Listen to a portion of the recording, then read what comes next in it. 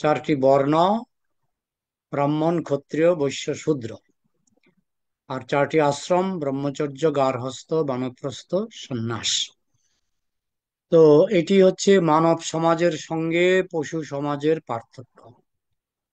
একটা কুকুরকে যদি জিজ্ঞেস করা হয় যে, কুকুর ভাই, তুমি কি ব্রহ্মচারী না গৃহস্থ? তো কুকুর, আমরা জানি, সে ব্রহ্মচারীও নয়, গৃহস্থও নয়, তার কোনো পরিচয় নেই।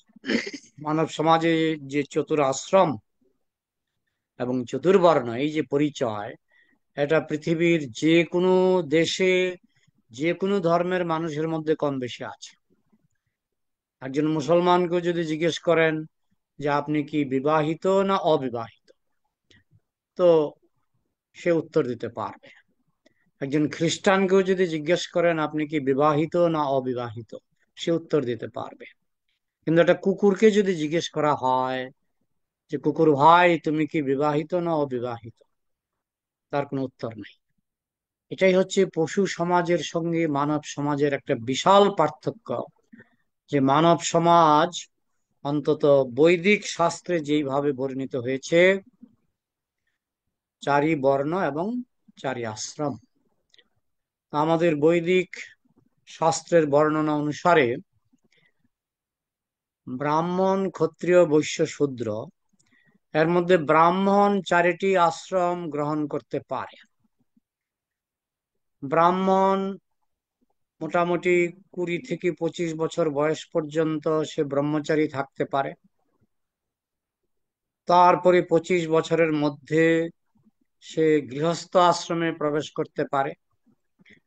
50 বছর বয়সে সে বানপ্রস্থ নিতে পারে, এবং মোটামুটি 70-75 বয়সের মধ্যে সে সন্ন্যাস নিতে পারে। তাহলে ব্রাহ্মণের ক্ষেত্রে চারিটি যে আশ্রম, চারিটি প্রযোজ্য। কিন্তু এটা জন্মগত নয় যে জন্মসূত্রে আমি ব্রাহ্মণ।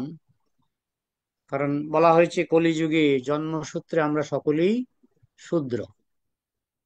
হ্যাঁ, জন্মনা জায়তে শূদ্রা সংস্কারাদ ভবেদ দ্বিজ।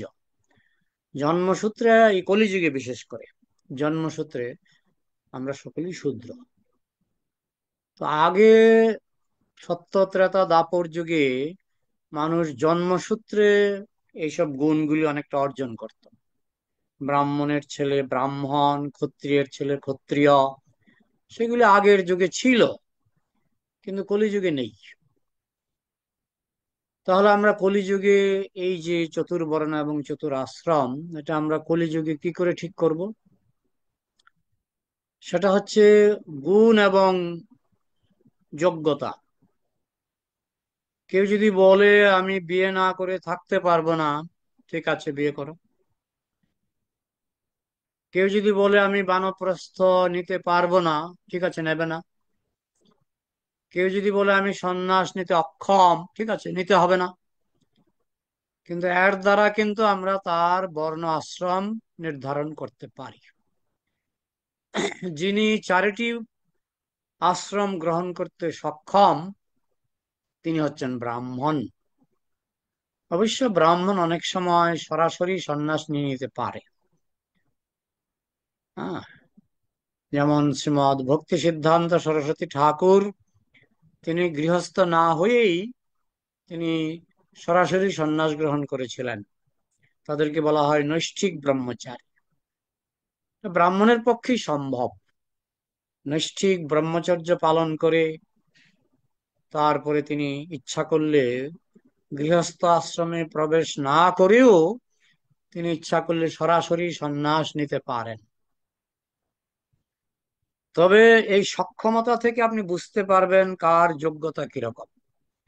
কেউ যদি চারিটি আশ্রমই গ্রহণ করতে সক্ষম থাকে, তাকে বলা হবে ব্রাহ্মণ।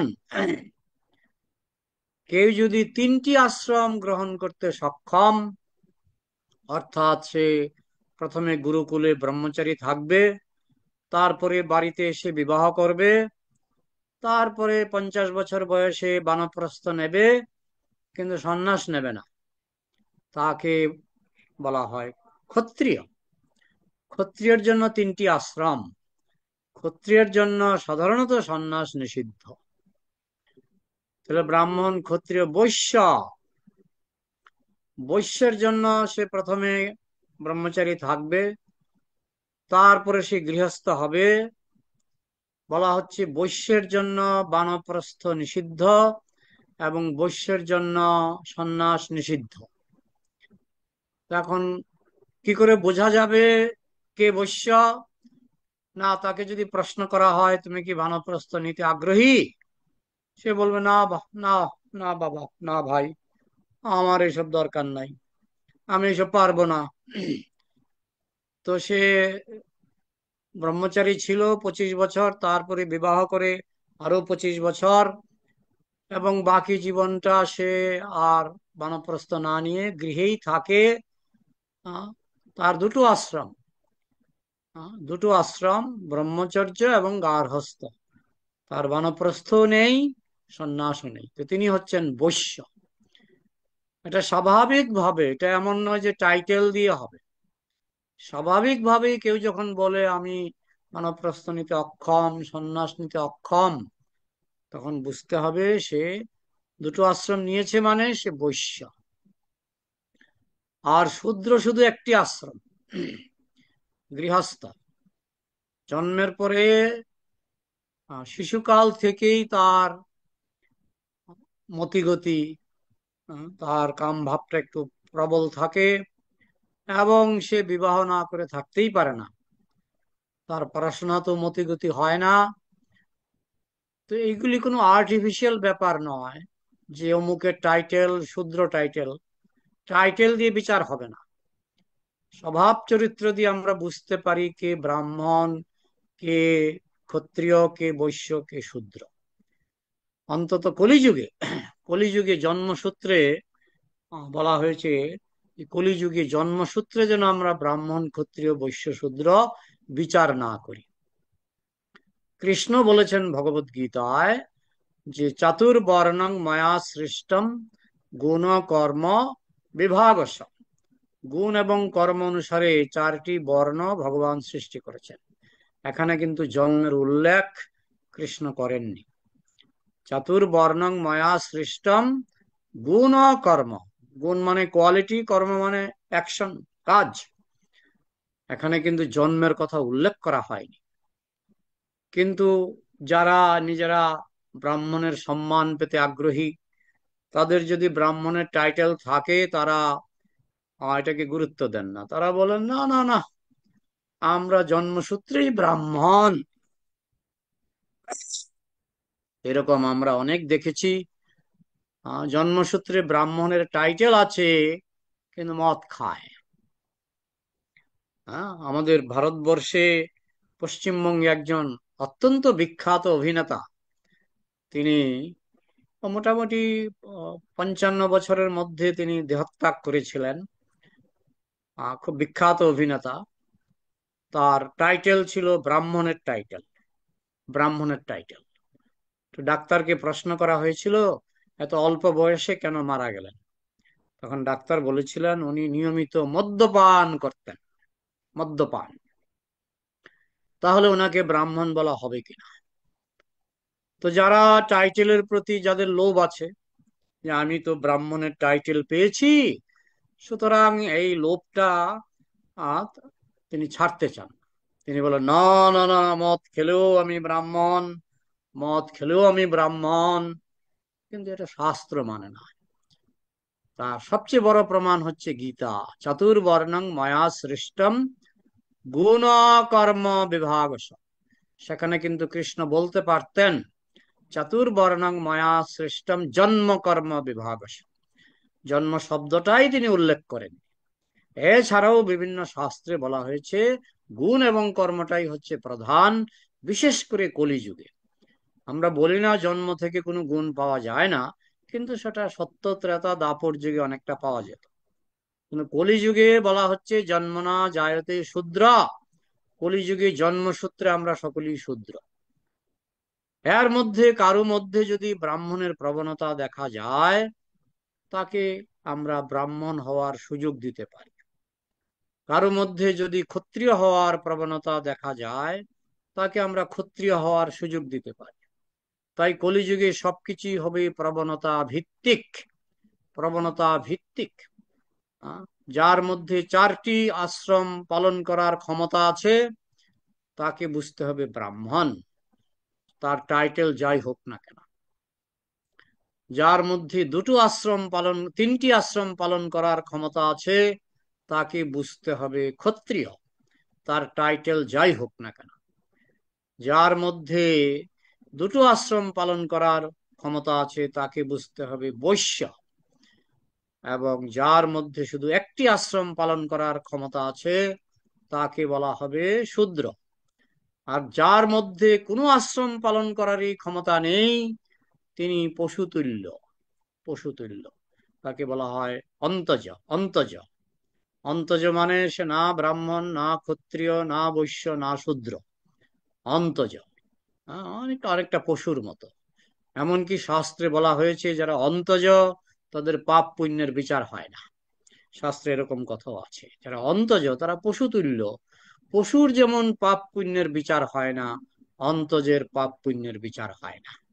ভগবান অন্তজের পাপ পুণ্যের বিচার করে না। কিন্তু অনেক সময় শুদ্ধ বৈষ্ণবের কৃপায় অন্তজও অনেক সময় উন্নতি লাভ করতে পারেন মনুষ্য স্তরে। অন্তজ মানে দেহটা মানুষের, কিন্তু আচরণটা পশুর, তাকে বলা হয় অন্তজ, যিনি বর্ণাশ্রমের অন্তর্ভুক্ত নন। তো যাই হোক, এই বর্ণাশ্রম শুধু জড়জগতেই আছে। এই বর্ণাশ্রম কিন্তু গোলক ধামে নেই, গোলক বৃন্দাবনে বা বৈকুণ্ঠ ধামে এই বর্ণাশ্রম নেই। এটা শুধু জেলখানার ভিতরে একটা অ্যাডজাস্টমেন্ট কৃষ্ণ করেছেন, যাতে জেলখানার ভিতরে আমরা মনুষ্য পরিচয় দিয়ে আমরা জীবনে কৃষ্ণ ভাবনার অগ্রগতি সাধন করতে পারি। আর যিনি বৈষ্ণব, তাকে বলা হয় বর্ণাশ্রমের ঊর্ধ্বে। বৈষ্ণবকে ব্রাহ্মণ, ক্ষত্রিয়, বৈশ্য, শূদ্র পরিচয়টা তার থাকতে পারে, কিন্তু সেটা তার প্রধান পরিচয় নয়। বৈষ্ণবের প্রধান পরিচয় হচ্ছে বৈষ্ণব। তাই কেউ যদি বলে উনি শূদ্র বৈষ্ণব, তাতে অপরাধ হয়ে যেতে পারে। কেউ যদি বলেন উনি ক্ষত্রিয় বৈষ্ণব, ব্রাহ্মণ বৈষ্ণব, অপরাধ হয়ে যেতে পারে। বৈষ্ণবের কোনো কৃষ্ণ ভজনে নাহি জাতি কুলাদি বিচার। কেউ যদি অন্তজ থেকেও বৈষ্ণব হয়, তাকে বৈষ্ণব বলেই সম্মান করতে হবে। এবং মহাপ্রভুর কৃপার ফলে অন্তজও গুরু হয়ে যেতে পারে। মহাপ্রভুর কৃপার ফলে শূদ্র গুরু হয়ে যেতে পারে। আহ, মহাপ্রভুর কৃপার ফলে ব্রাহ্মণ, ক্ষত্রিয় গুরু হয়ে যেতে পারে। আমরা দেখি চৈতন্য চরিতামৃতে এরকম অনেক দৃষ্টান্ত আছে। মহাপ্রভুর ধারা এরকম অনেক দৃষ্টান্ত আছে, যারা জন্মসূত্রে নিম্ন বর্ণের ছিলেন, কিন্তু তা সত্ত্বেও মহাপ্রভু স্বয়ং তাদেরকে গুরু স্বীকৃতি দিয়েছেন। হ্যাঁ, যেমন রামানন্দ রায় কিন্তু ব্রাহ্মণ ছিলেন না। হ্যাঁ, তো এইরকম অনেক আছে মহাপ্রভুর।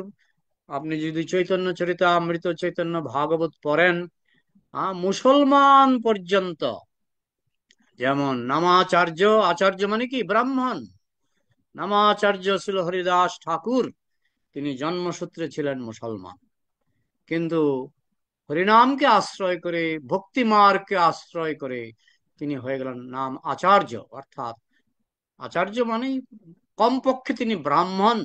এবং নামাচার্য হরিদাস ঠাকুর ছিলেন বৈষ্ণব, যিনি ব্রাহ্মণেরও উপরে।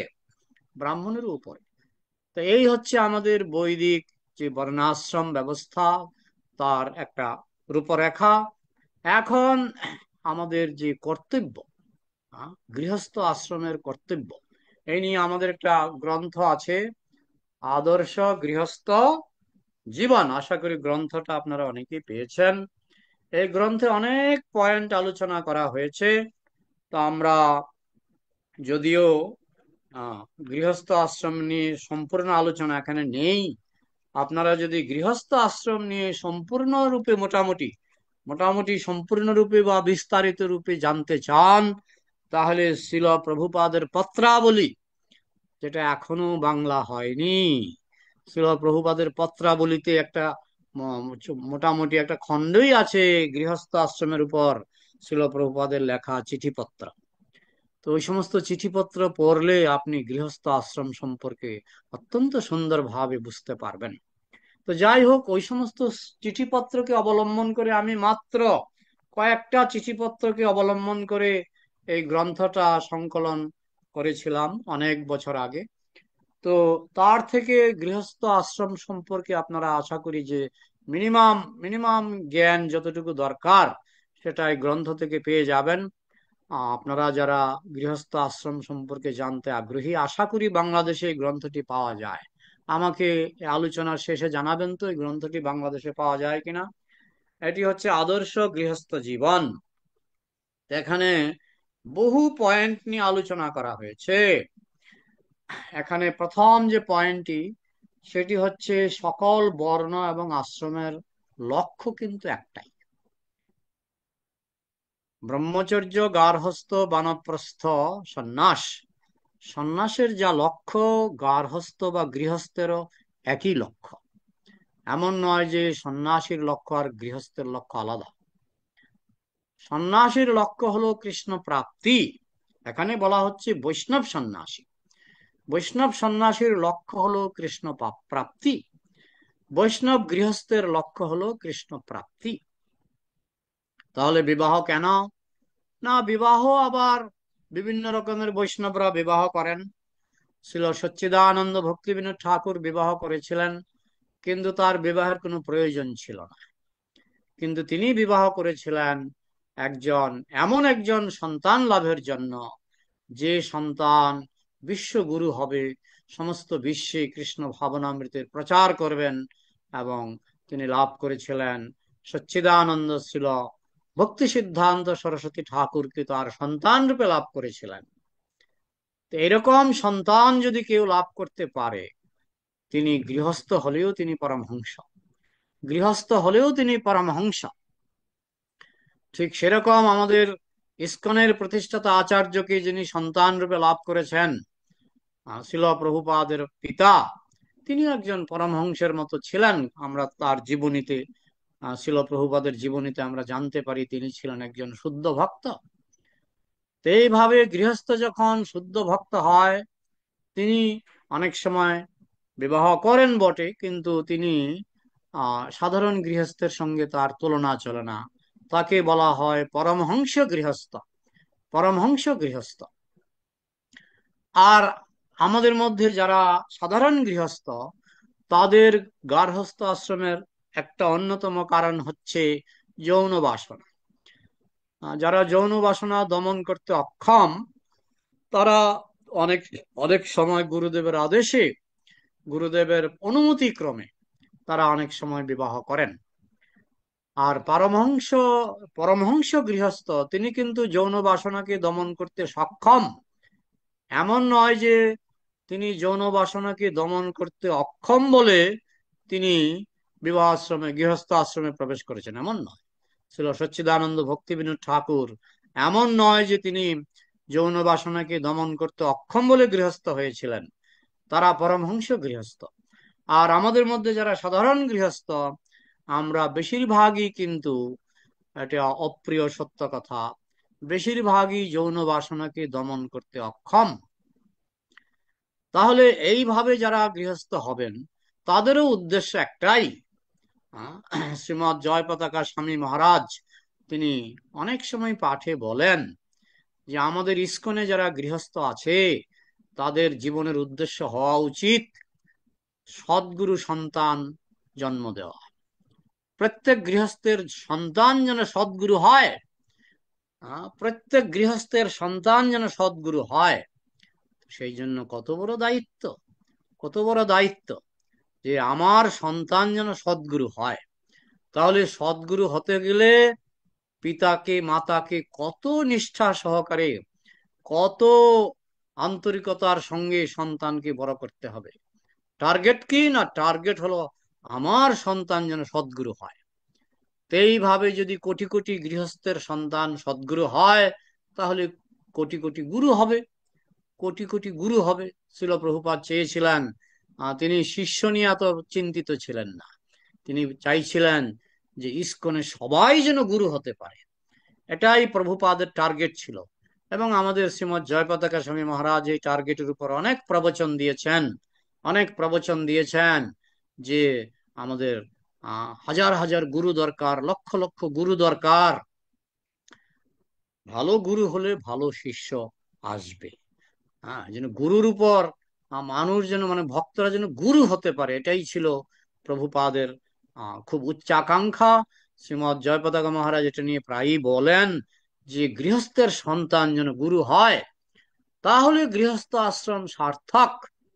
তাহলে লক্ষ লক্ষ গৃহস্থের যদি লক্ষ লক্ষ গুরু সন্তান, যে সন্তান গুরুর যোগ্যতা লাভ করবে, তাহলে সমস্ত বিশ্ব এখানেই বৈকুণ্ঠ গোলক হয়ে যাবে।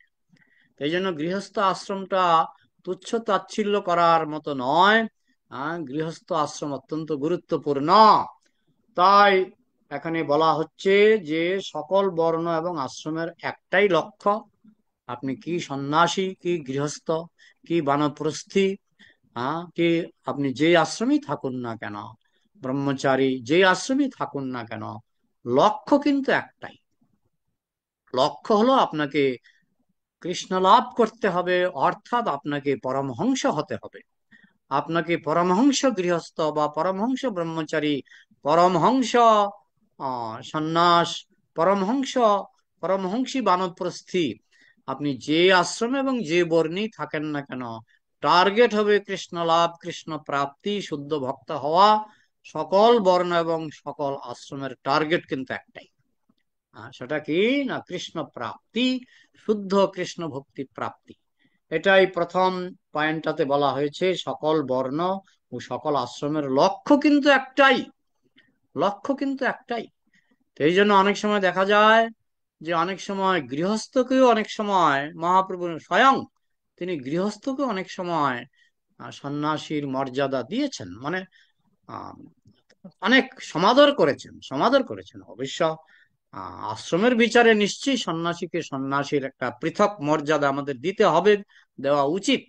কিন্তু ভক্ত হিসাবে কিন্তু আমরা এই আশ্রম বিচারটা আমরা গৌণ রাখবো। ভক্ত হিসাবে যে শুদ্ধ ভক্ত, সে যে আশ্রমেই থাকুন না কেন, তিনি গুরু হওয়ার যোগ্য, এটাই বুঝতে হবে। এইভাবে গ্রন্থে অনেক পয়েন্ট আছে, আমি জানি না আজকে কয়টা পয়েন্টের আলোচনা করতে পারবো। আহ দ্বিতীয় পয়েন্টটা হলো সন্ন্যাসের উপযুক্ত সময়। যারা বিবাহ করেছেন তাদের মধ্যে সকলকে যে সন্ন্যাস নিতে হবে তা নয়। কারণ যাদের সেই যোগ্যতা নেই, যাদের গৃহেই থাকতে হবে, আমি এই আলোচনার, আজকের আলোচনার শুরুতেই আমি বলে দিয়েছি যে যারা 4টি আশ্রম গ্রহণ করতে অক্ষম, 3টি আশ্রম গ্রহণ করতে পারে, 4টি আশ্রম যারা গ্রহণ করতে পারে তাদেরকে ব্রাহ্মণ পদমর্যাদা দেওয়া যায়। যারা 3টি আশ্রম গ্রহণ করতে পারে তাদেরকে ক্ষত্রিয় পদমর্যাদা দেওয়া যায়। যেমন যুধিষ্ঠির 3টি আশ্রম গ্রহণ করেছিলেন। হ্যাঁ, এইভাবে যারা 2টি আশ্রম গ্রহণ করতে পারে তাদের বৈশ্যের পদমর্যাদা দেওয়া যায়, এবং যারা 1টি আশ্রম অর্থাৎ গার্হস্থ আশ্রম গ্রহণ করতে পারে তাদেরকে শূদ্রের পদমর্যাদা দেওয়া যায়। যারা কোনো আশ্রমই গ্রহণ করতে পারে না অথচ মনুষ্য দেহ, তাদেরকে অন্তজ বলা হয়, অন্তজ। তো এখন যে সন্ন্যাস নেওয়ার উপযুক্ত, সে যদি গৃহস্থ হয়, 50 বছর বয়স পরে তিনি বানপ্রস্থ নেবেন। আমরা শিল প্রভুপাদের জীবনে দেখেছি 50 বছর বয়স হয়ে যাওয়ার পর তিনি বানপ্রস্থ নিয়েছেন, এবং মোটামুটি ওই 54-55 বছরের দিকে তিনি সন্ন্যাস নিয়েছেন। তো 50-এর পরে সন্ন্যাস বা বানপ্রস্থ এবং সন্ন্যাস, অনেকে সরাসরি সন্ন্যাস নেন। আমরা দেখেছি শ্রীমৎ ভক্তি সিদ্ধান্ত সরস্বতী ঠাকুর, তিনি ব্রহ্মচর্য থেকে সরাসরি সন্ন্যাস নিয়েছিলেন। তো এইগুলি কনসেশন অনেক সময় দেওয়া হয়। তবে সন্ন্যাসের উপযুক্ত সময় হলো যারা গৃহস্থ হবেন তারা মোটামুটি 50 ঊর্ধ্বং বনং ব্রজেত, 50 বছর বয়স করে তারা বানপ্রস্থ নিতেও পারেন, না নিয়ে সরাসরি সন্ন্যাস নিতে পারেন যদি তার সেই স্পৃহা জাগে। সেই স্পৃহাটা জাগবে তখনই যদি তার ব্রাহ্মণের গুণাবলী থাকে। ব্রাহ্মণের গুণাবলী না থাকলে সেই স্পৃহা তার জাগবে না। তো 50 বছর পরে তিনি বানপ্রস্থ নিতে পারেন বা সরাসরি সন্ন্যাসও নিতে পারেন। কিন্তু এখানে বলা হচ্ছে যে সন্ন্যাস নেওয়ার আগে তার বিবাহিত পত্নীকে কমপক্ষে দু একটি সন্তান দিতে হবে। দু একটি সন্তান দিতে হবে, বিশেষ করে শুদ্ধ ভক্ত সন্তান, গুরু হওয়ার উপযুক্ত সন্তান দেওয়ার চেষ্টা তো করতে হবে। হ্যাঁ, বলতে পারেন যে শিল প্রভুপাদের সন্তান তো গুরু হয়নি, কিন্তু শিল প্রভুপাদের চেষ্টার ত্রুটি ছিল না। শিল প্রভুপাদের পত্নী, তিনি শুদ্ধ ভক্ত ছিলেন না। শিল প্রভুপাদের পত্নীর কারণে প্রভুপাদ তার জীবনীতে বলে গেছেন যে আমার সন্তানদেরকে আমি ভক্ত বানাবার চেষ্টা করেছিলাম, কিন্তু আমার পত্নীর কারণে পেরে ওঠেনি। অনেক সময় কৃষ্ণের ইচ্ছায়, অনেক সময় হ্যাঁ, অনেক সময় হয়তো উন্নত বৈষ্ণবী পত্নী পাওয়া নাও যেতে পারে। কিন্তু চেষ্টার দিক থেকে প্রত্যেক বৈষ্ণবীর কর্তব্য হচ্ছে চেষ্টা করা যাতে তারা আহ, শুদ্ধ কৃষ্ণ ভক্ত হয়। সন্ন্যাসী হোক আর না হোক, শুদ্ধ কৃষ্ণ ভক্ত যেন হয়, এটা দেখা প্রত্যেক বৈষ্ণবী পিতামাতার কর্তব্য।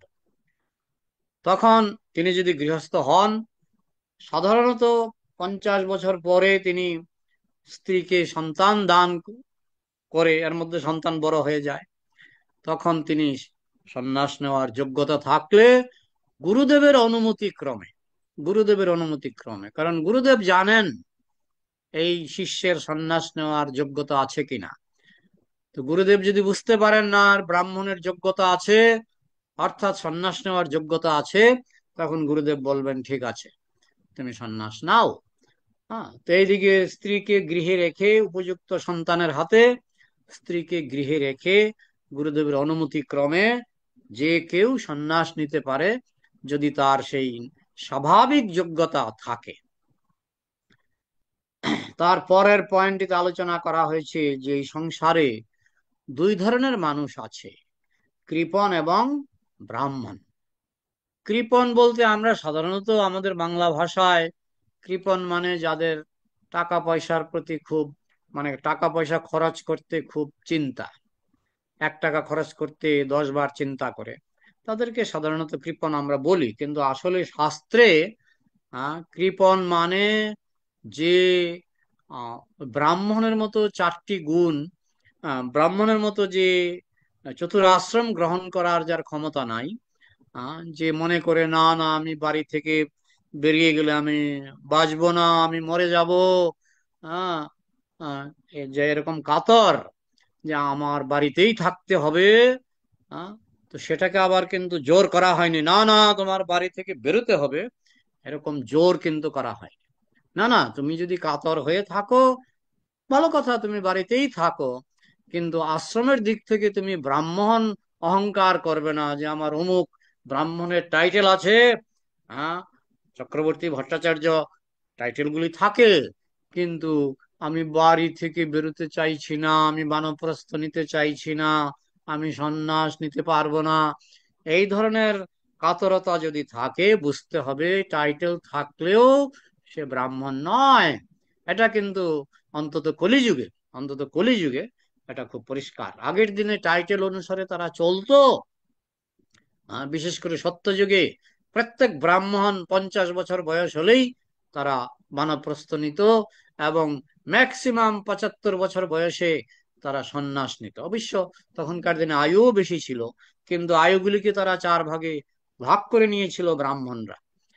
কিন্তু যারা গৃহস্থ আশ্রমের বাইরে যেতে পারবে না, বড়জোর বানপ্রস্থ আশ্রম, তার বাইরে যেতে পারবে না, তাদেরকে কিন্তু ব্রাহ্মণ বলা হবে না। আহ, 3 আশ্রম আমি আলোচনা করেছি বারবার।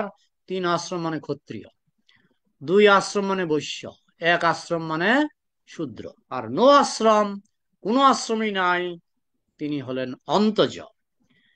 তো যারা এই ধরনের হয় অন্তজ নয় শূদ্র, আহ তারা কম বেশি কৃপণ। এই কৃপণ মানে টাকা পয়সার কৃপণতার কথা বলা হচ্ছে না।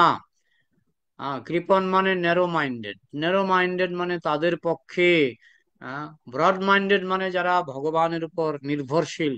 আমি যেখানেই থাকি না কেন ভগবান আমার লালন পালন করবেন, আমার পরিবারকেও ভগবান দেখাশোনা করবেন।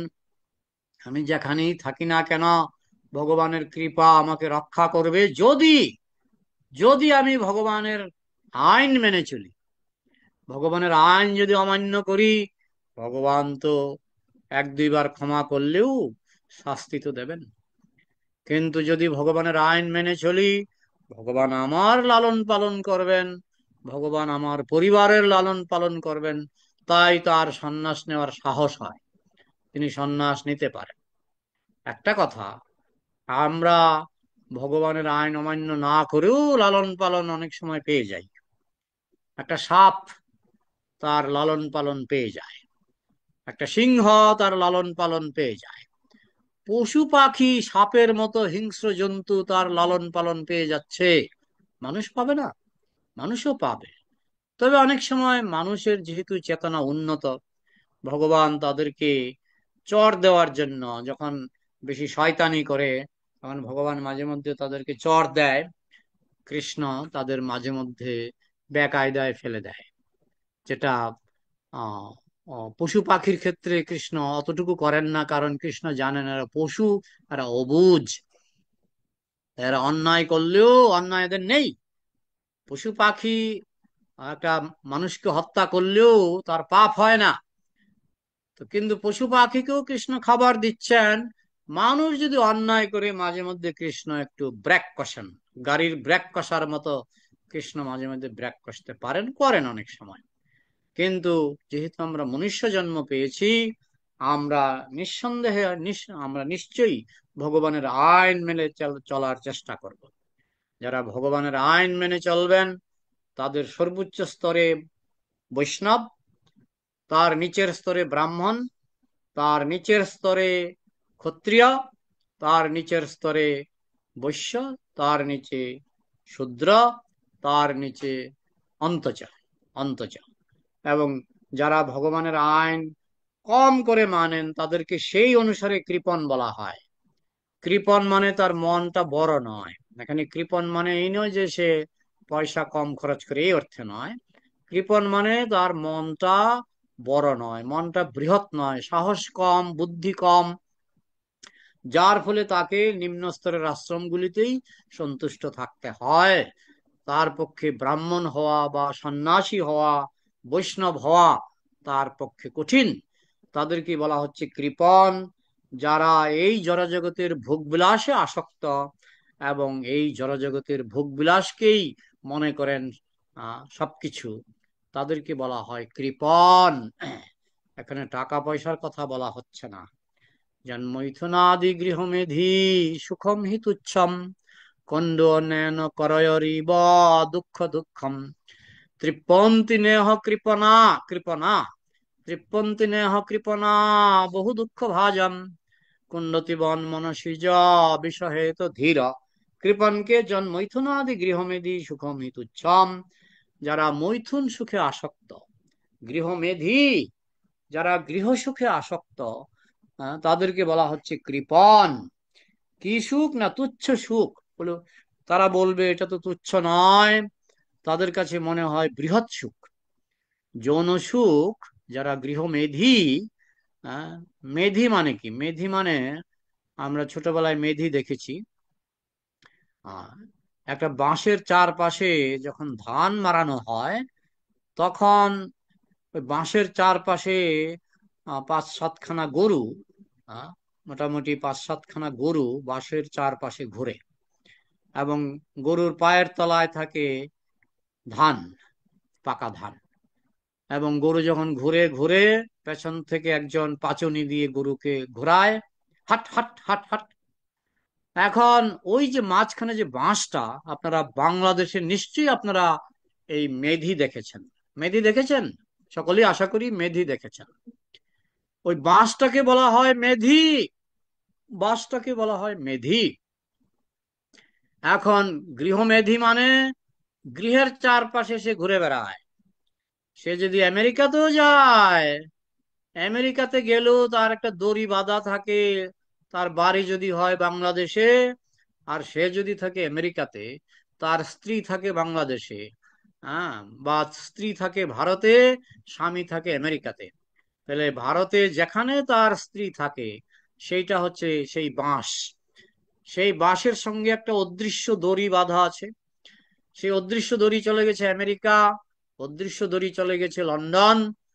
সে আমেরিকা থাকুক আর লন্ডন থাকুক আর জার্মান থাকুক, মাসে মাসে সে হয়তো 50,000 টাকা তার বাড়িতে পাঠিয়ে দিচ্ছে স্ত্রীর কাছে। তাইলে আসক্তির যে দড়িটা, সেই দড়িটা বাঁধা রয়েছে তার স্ত্রীর, স্ত্রীর সঙ্গে সেই দড়িটা বাঁধা আছে। তাই সেই স্ত্রীকে মেধি অর্থাৎ সেই বাঁশের সঙ্গে তুলনা করা হচ্ছে। যে বাঁশের মধ্যে 7খানা গরু ঘুরে বেড়ায়, সেই বাঁশটা আছে বলেই তো এই চারিদিকে ঘুরে বেড়াচ্ছে গরুগুলি। তো ঠিক সেই রকম স্ত্রী আছে বলেই স্বামী আমেরিকা গেলেও সে কিন্তু তার ওই স্ত্রী পুত্রের পাশেই ঘুরে বেড়ায়, সে আমেরিকায় থাকুক আর জার্মান থাকুক। তাই তাকে বলা হয় গৃহমেধি। মেধি মানে বাঁশ, মেধি মানে সেই বাঁশ যেই বাঁশের চারপাশে গরু ঘুরে বেড়ায় ধান মারাবার সময়। তো গৃহমেধি মানে সেই গৃহস্থ, তাকে গৃহস্থ বলা হয় না, তাকে গৃহস্থ বলা হয় না।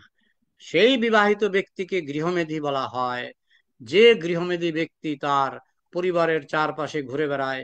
এটা হতে পারে 10 মাইল দূরে, হতে পারে 1000 মাইল দূরে আমেরিকা, কিন্তু সে তো পরিবারের চারপাশেই ঘুরে বেড়াচ্ছে, তাকে বলা হয় গৃহমেধি।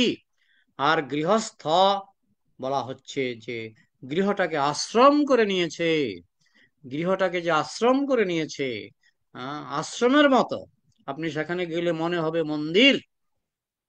সেই গৃহস্থ সুন্দরভাবে ভোরবেলায় উঠে মঙ্গল আরতি করবে, মঙ্গল আরতি করে জপ করে পাঠ করবে, পাঠ করে প্রসাদ বিতরণ করবে। প্রসাদ পাওয়ার আগে গেটে দাঁড়িয়ে বলবে যে আমি এখন, আমরা এখন প্রসাদ গ্রহণ করব। আপনাদের মধ্যে কেউ যদি ক্ষুধার্ত থাকেন, চলে আসুন, চলে আসুন, প্রসাদ প্রস্তুত। 3বার বলার পর যদি কেউ না আসেন, তখন গৃহস্থ গিয়ে প্রসাদ পান। আর 3বার বলার পর যদি কেউ এসে বলে যে আমি ক্ষুধার্ত, হ্যাঁ আসুন আসুন আসুন, তখন তাকে আপনি প্রসাদ দেবেন। প্রসাদ দিয়ে আপনি প্রসাদ পাবেন। তখন কলিযুগের মানুষ তো শুনলেই ভয় পেয়ে যাবে। আরে বলে কি রে, আমি তো ফতুর হয়ে যাব। আমি যদি এইভাবে রাস্তায় দাঁড়িয়ে ডাকি আর এটা যদি প্রচার হয়, তো লোক দিন দিন আমার বাড়িতে বাড়তে থাকবে, আমি তো ফতুর হয়ে যাব। তো কলিযুগে এটা অনেকের পক্ষেই কঠিন। কিন্তু সত্যত্রাতা দাপর যুগে খাবার কোনো অভাবই ছিল না, খাবার অভাব ছিলই না। তো যার ফলে আগের দিনে যেমন সত্যযুগে সাধু সন্তরা ওই ধান জমিতে গিয়ে সেখানে পরে থাকা যে ধান, ধান জমিতে যে ধান পরে থাকতো, সেইগুলি নিয়ে তাদের জীবন চলে যেত, এবং গৃহস্থ বাধা দিতেন না। আর গৃহস্থ বাড়িতে গেলেও এত বেশি ধান চাল এত বেশি উৎপাদন হতো যে যেমন আমরা দেখি ভারতবর্ষে, ভারতবর্ষে এখনো একজন অনিমন্ত্রিত ব্যক্তি যদি হঠাৎ চলে আসে, একজন অনিমন্ত্রিত ব্যক্তি যদি হঠাৎ চলে আসে, সাধারণত আমরা কি বলি? আমি খুব খুশি হলাম আপনি এসেছেন, যদিও আপনাকে আমি নিমন্ত্রণ করতে ভুলে গেছিলাম, কিন্তু আপনি আসাতে আমি কিন্তু খুব খুশি হয়েছি। এটা ভারতের একটা কালচার, আমরা দেখেছি। কিন্তু বিদেশে আপনি অনেক জায়গা আছে, আপনি যদি বিনা নিমন্ত্রণে প্রবেশ করেন, আপনাকে বলা হবে আপনার কুপন কোথায়, আপনার তো নিমন্ত্রণ হয়নি, দয়া করে আসতে পারেন। হ্যাঁ, দয়া করে আসতে পারেন, মানে আসতে পারেন মানে আপনি এখানে খেতে পারবেন না। হ্যাঁ, তো এটা ভারতীয় কালচার নয়, বৈদিক কালচার নয়। বলতে পারেন যে কলিযুগে এটা তো কঠিন, হ্যাঁ এটা মানি, কলিযুগে কঠিন। কিন্তু বৈদিক কালচার, গৃহস্থের কাজ হচ্ছে গৃহের সামনে দাঁড়িয়ে ঘোষণা দেওয়া, কেউ যদি ক্ষুধার্ত থাকেন আসুন, আসুন। বৃন্দাবনে আরো দেখা যায় যে গৃহস্থ খাওয়ার আগে তার বাড়িতে যদি গরু থাকে, গরুকে আগে খাওয়ায়। তারপরে গৃহস্থ খায়। হ্যাঁ, গরু এবং অতিথি সবার খাওয়া হয়ে গেলে গৃহস্থ খায়। গৃহস্থ ধর্মটা এত সহজ নয়। গৃহস্থ ধর্মটা এত সহজ নয়। কলিযুগে অবশ্যই কঠিন। কলিযুগে অবশ্যই কঠিন। অন্যান্য যুগে তখন উৎপাদন বেশি হতো, উৎপাদন বেশি হতো।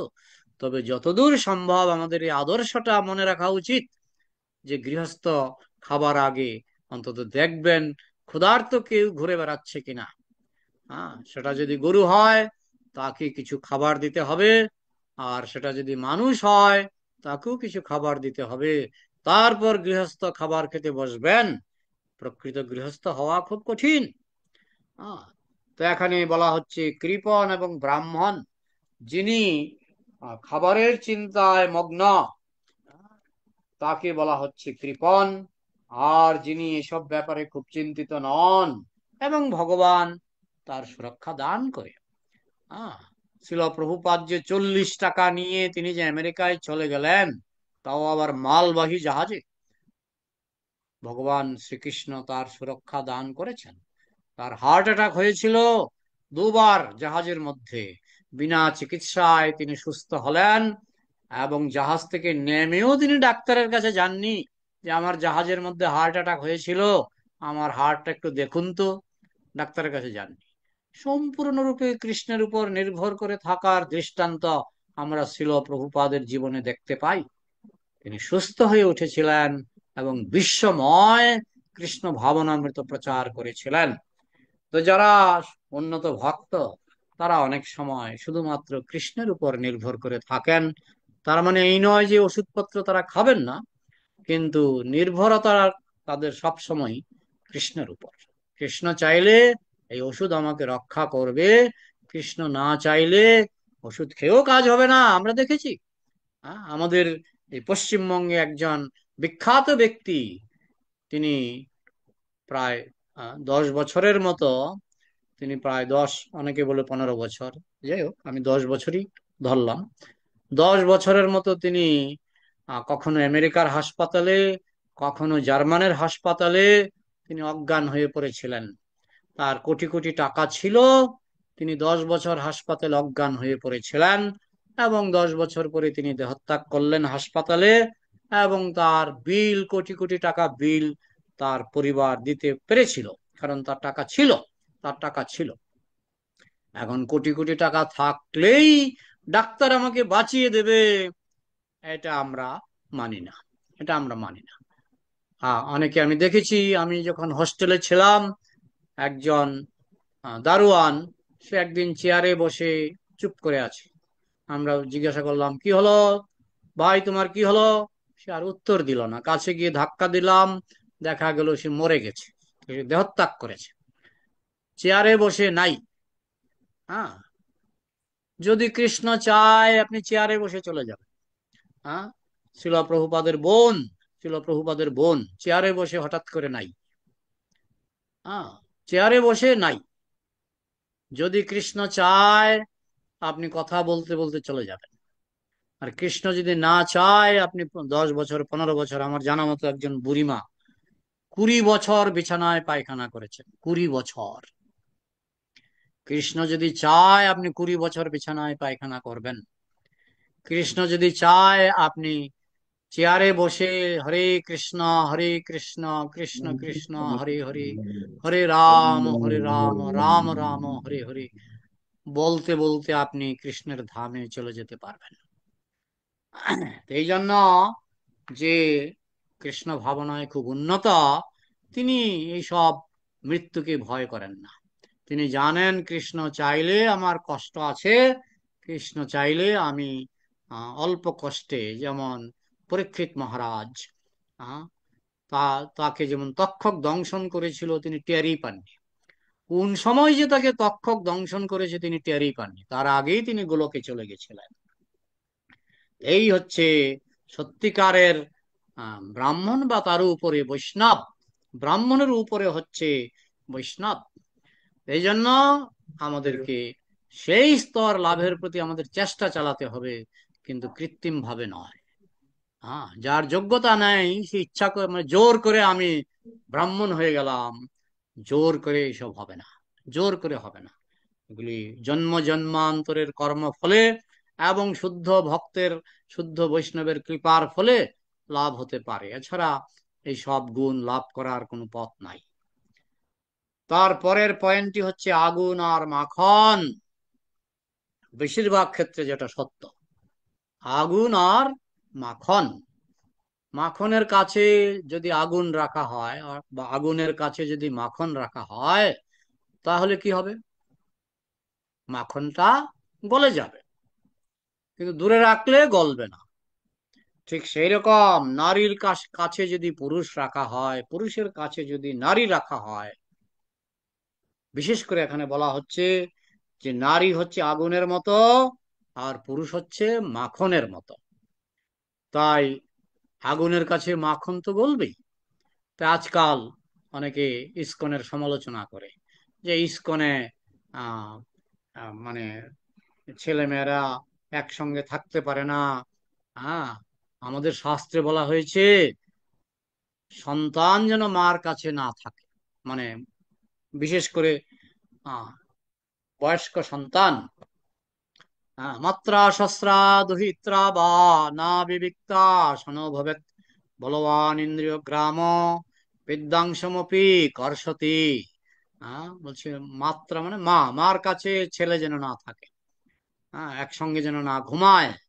হ্যাঁ, মাত্রা সস্রা মানে বোন, সিস্টার। হ্যাঁ, বোনের কাছে যেন ভাই না ঘুমায়। হ্যাঁ, বা না নির্জনে না থাকে। হ্যাঁ, এটা ঘুম হতে পারে বা একসঙ্গে এক ঘরে থাকাও হতে পারে, বলছে যেন না থাকে। হ্যাঁ, মাত্রা সস্ত্রা দুহিত্রা মানে কন্যা, কন্যার কাছে যেন বাবা না থাকে। এটা আমার কথা নয় যে প্রেমাঞ্জন দাস খুব সংকীর্ণ চেতা মানুষ, তাই প্রেমাঞ্জন দাস এইসব কথা বলছে। এটা আমাদের শাস্ত্রে আছে, ভাগবতের শ্লোক। মাত্রা, সেটা সুখদেব গোস্বামী বলছেন, যিনি আজীবন ব্রহ্মচারী। মাত্রা শস্ত্রা দুহিত্রা মানে কন্যা, ডহটার, দুহিত্রা।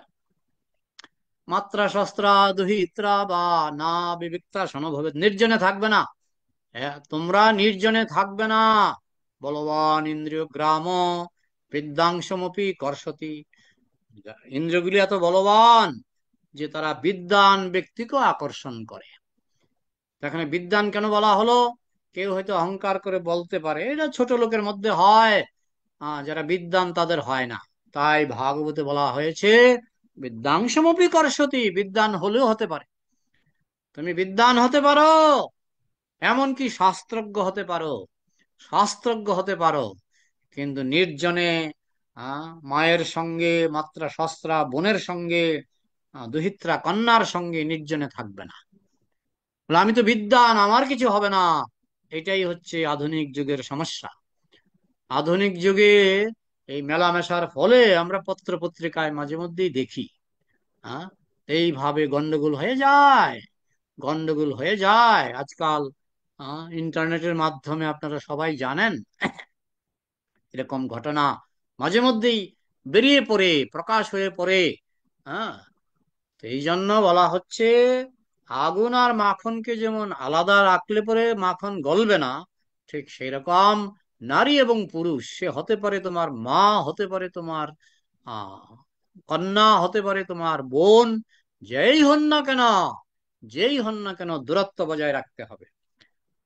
যে আমি তো বিবাহিত, আমার তো স্ত্রী আছে, অত উম, সাহস করবেন না, অত সাহস করবেন না। বিবাহিত পুরুষের ক্ষেত্রে এরকম ঘটে গেছে, বিবাহিত পুরুষের ক্ষেত্রে এরকম ঘটে গেছে।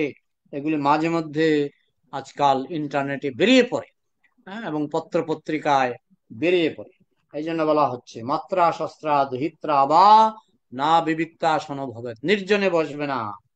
বলবান ইন্দ্রিয় গ্রাম বিদ্যাংশমপি কর্ষতি। তারপরে, আচ্ছা আমি জানি না আমার টাইম কতটুক, আমাকে জানাবেন। এখন বাজে 7টা 22, কয়টা পর্যন্ত এই আলোচনা? ও 30। আপনারা মাইকটাকে একটু খুলুন। সাতটা প্রশ্ন তিরিশ উত্তরের জন্য তো সময় রাখতে হবে। হ্যাঁ প্রভু, 7টা 30 পর্যন্ত করে তারপরে প্রশ্ন উত্তর নেওয়া যেতে পারে। আচ্ছা, তাহলে এখন আমার ইন্ডিয়ান টাইম মানে 7টা 30, মানে ইন্ডিয়ান 7টা 30। হ্যাঁ প্রভু। তাহলে এখন 23, 7টা 23 তাহলে আমি আরো একটা দুইটা পয়েন্ট আলোচনা করে, এইগুলি একটা সেশনে হবার নয়, যদি ভবিষ্যতে সুযোগ পাই আমরা আরো সেশন করতে পারি। প্রভু, তাহলে আপনি আপনি যদি কৃপা করেন তাহলে পরে আমাদের এইটা ধারাবাহিক কয়েকটা সেশন চলতে পারে, এটা সপ্তাহে একদিন আচ্ছা, করে। যোগাযোগ রাখবেন, আমি যখন যখন ফ্রি থাকবো আমি বলে দেব। অবশ্যই প্রভু। তাহলে গৃহস্থ জীবনে সমস্যা, এটা হচ্ছে তার পরবর্তী পয়েন্ট। তো গৃহস্থ জীবনে সমস্যা বলা হচ্ছে পৈশ্যন্নপি নপশ্যতি দেহাপত্য কলত্র আদিষু আত্ম শূন্যেষু অসৎসপি তেষাং প্রমত্ত নিধনং পৈশ্যন্নপি নপশ্যতি, দেখেও দেখে না। গৃহস্থ জীবনের যে সমস্যা, এগুলি গৃহস্থ বা গৃহমেধি, গৃহস্থ আর কয়জন? ইস্কনের মুষ্টিমেয় দীক্ষিত ভক্ত ছাড়া বেশিরভাগই গৃহমেধি। বেশিরভাগই খাও দাও ফুর্তি করো, আহার নিদ্রা ভয়মৈথুনঞ্চ সামান্য মেতদ পশুভীর নরানাম ধর্ম হি তেষাম অধিকো বিশেষ ধর্মেন হীনা পশুভি সমানা। পশুর মতো, পশুর মতো খাও দাও ফুর্তি করো, নামে গৃহস্থ, আসলে গৃহমেধি। তো এই গৃহস্থ জীবন, আপনি গৃহস্থই হন আর গৃহমেধি হন, হ্যাঁ, বিশেষ করে গৃহস্থ জীবনে আপনাকে কিন্তু অনেক সমস্যার সম্মুখীন হতে হবে। হ্যাঁ, ব্রহ্মচারী তার কোনো হেডেক নাই বললেই চলে। হ্যাঁ, আমি একটা প্রবচনে শুনেছিলাম যে কৃষ্ণ যদি নারী পুরুষ সৃষ্টি না করতেন, শুধু পুরুষ, কৃষ্ণ যদি শুধু শুধু পুরুষ সৃষ্টি করতেন, তাহলে বেশিরভাগ পুরুষ কৌপিন পরে গাছের তলায় বসে থাকতো।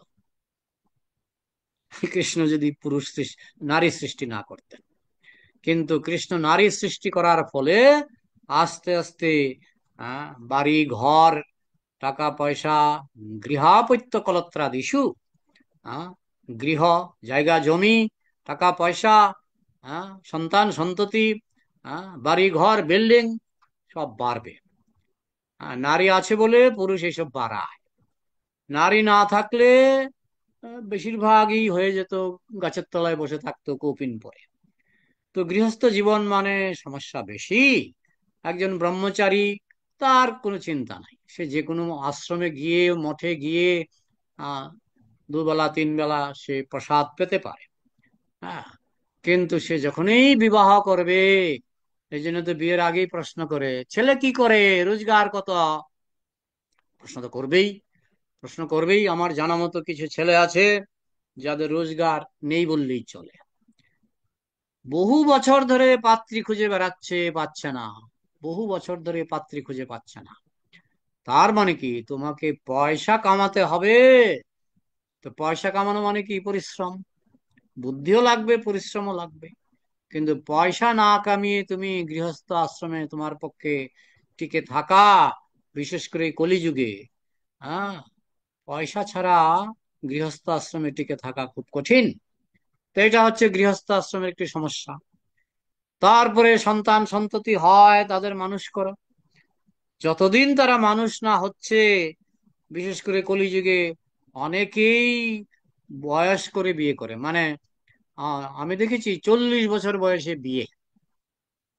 আরে 40 বছর বয়সে বিয়ে করেছো, সন্তান যদি 40 বছরেও জন্মায়, তোমার সন্তান মানুষ হতে হতে তোমার 60 বছর হয়ে যাবে।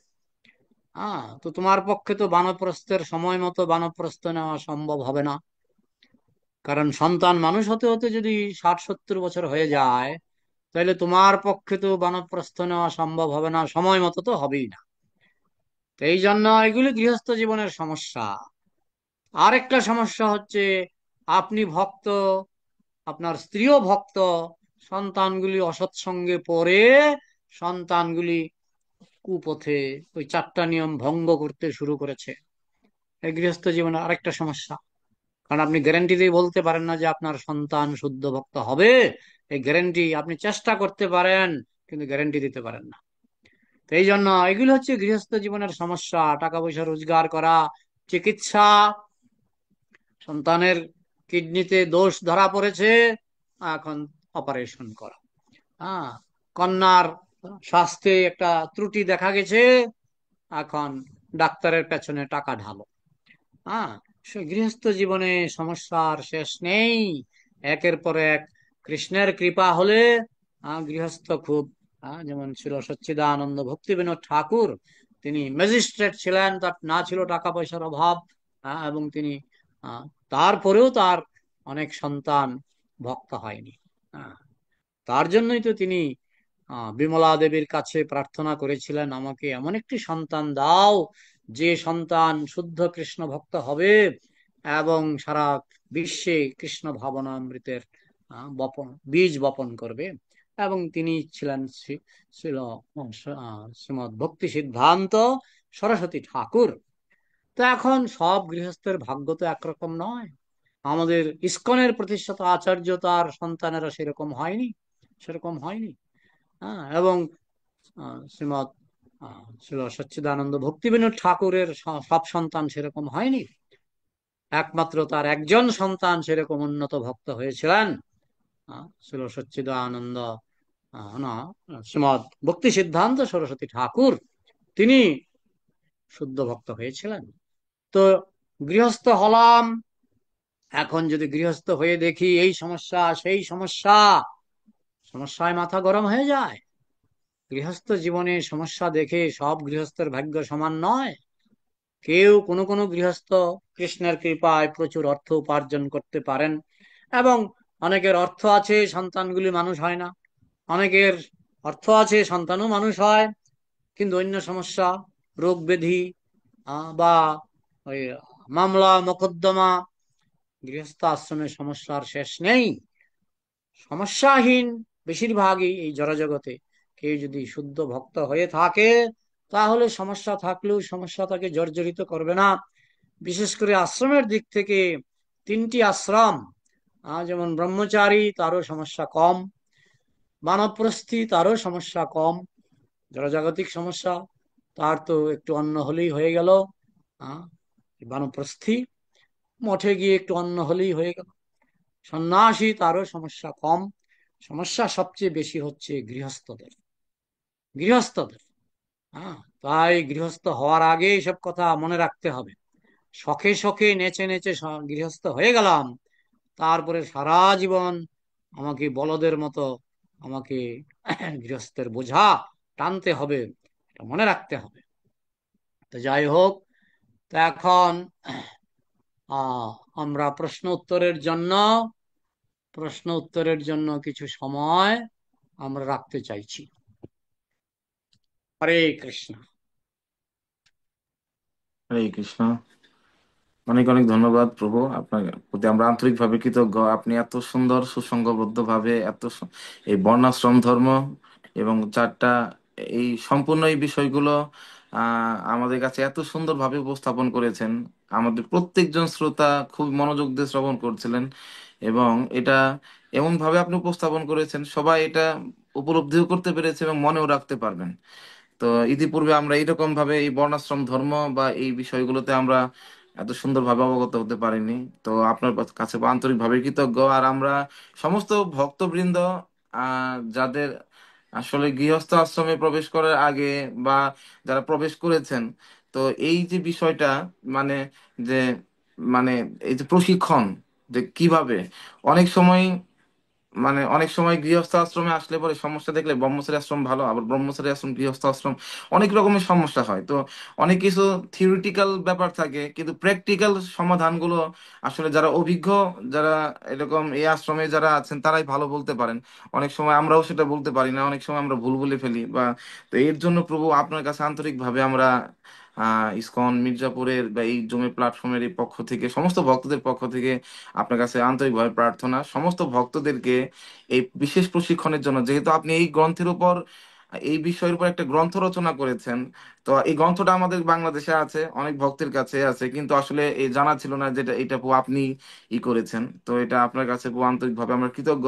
তো একই প্রার্থনা যে আপনি প্রভু এই বিষয়ে আমাদের ধারাবাহিক, আমরা খুব তাড়াতাড়ি বিষয়গুলো শেষ করতে চাচ্ছি এরকম না, এই বিষয়টা সুন্দরভাবে বোঝা প্রয়োজন এবং সুন্দরভাবে যেহেতু আপনি বললেন যে গৃহস্থ আশ্রমটা কোনো সাধারণ বা তুচ্ছ ফেলানোর মতো আশ্রম না, এর একটা মহান উদ্দেশ্য আছে, যেটা আপনি বললেন ছিল জয়পতাকা স্বামী গুরু মহারাজ বলেছেন যে এখানে লক্ষ লক্ষ গুরুর প্রয়োজন, আর এই গুরুটা এখান থেকেই তৈরি হতে পারে। যদিও আমরা দেখতে পাচ্ছি আমাদের গৃহস্থ আশ্রমে সবচেয়ে বেশি প্রত্যেকজন ভক্ত বাইরে প্রচার করছে, অথচ তাদের ভক্ত তাদের ছেলে মেয়েরাই সবচেয়ে বেশি এখন অনাচার করছে বা তারাই ভক্তি করছে না সঠিকভাবে। তো এর জন্য খুবই আমরাও ভোগান্তি শিকার হচ্ছি। তো এর জন্য বিশেষ করে অনুপ্রেরণা পেলাম আপনার কাছ থেকে যে আসলে আমাদের ভক্তদেরও ভক্তদের ছেলে মেয়েদেরও বিশেষ করে গাইড করা প্রয়োজন।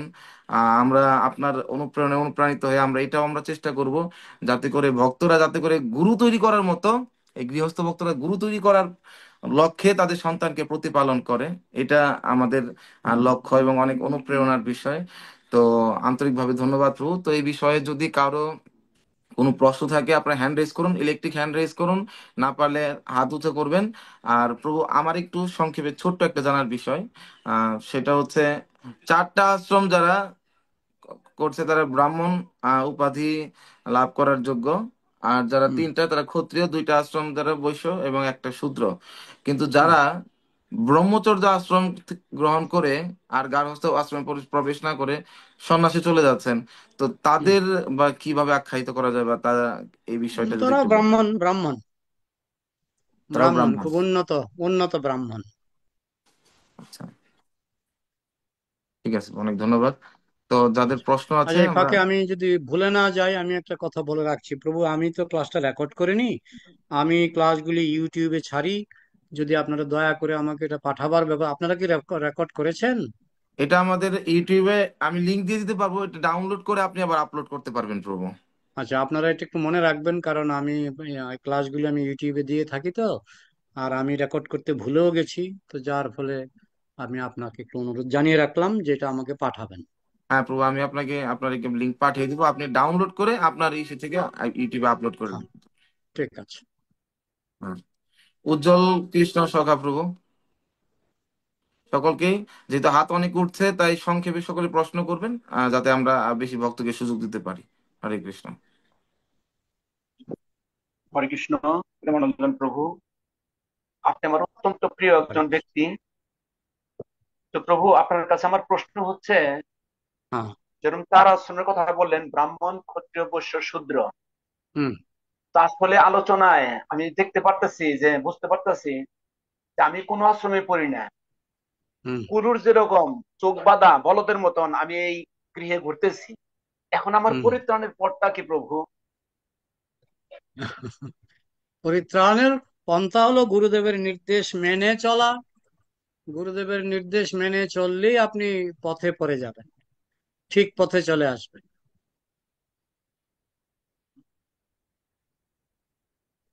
হরে কৃষ্ণ। ঠিক আছে। শম্ভুনাথ গৌর হরি প্রভু। হরে কৃষ্ণ। দণ্ডবোধ প্রণাম চরণে। আজকে প্রণাম। প্রভুর ক্লাসটা আমার অনেক ভালো লাগছে, যদিও মাঝে মাঝে ইউটিউব থেকে প্রভুর ক্লাস পাই, কিন্তু এইভাবে আজকে জুমের মাধ্যমে সরাসরি প্রভুর দর্শন লাভ এবং জ্ঞান গর্ভ আলোচনা সত্যি অভিভূত। তো প্রভুর কাছে আমার প্রশ্ন হচ্ছে, প্রভু বললেন যারা চারটা আশ্রমে করার যোগ্যতা রাখেন তারাই হচ্ছে ব্রাহ্মণ।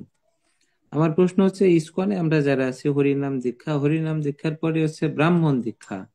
হুম। দেখা যায় তারা গৃহস্থ থেকেও ব্রাহ্মণ দীক্ষা পায় বা ব্রহ্মচারী, তারা হুম। ব্রাহ্মণ দীক্ষা পায়, কিন্তু এর পরের স্টেপ গুলা অনেকে হয়তো বা যায়, কিন্তু অনেকে আবার যায় না, যে সে ব্রহ্মচারী হুম। বা গৃহস্থ পর্যন্তই থাকে। তাহলে এটা হুম। কিভাবে, মানে হ্যাঁ, ব্রাহ্মণ এটা বা এটার পঞ্চরাত্র মধ্যে কি বিধান। পার্থক্য? পঞ্চরাত্র বিধান মানে আপনি পাশ করার আগে আপনাকে সার্টিফিকেট দিয়ে দেওয়া, এটাকে বলে পঞ্চরাত্র বিধান।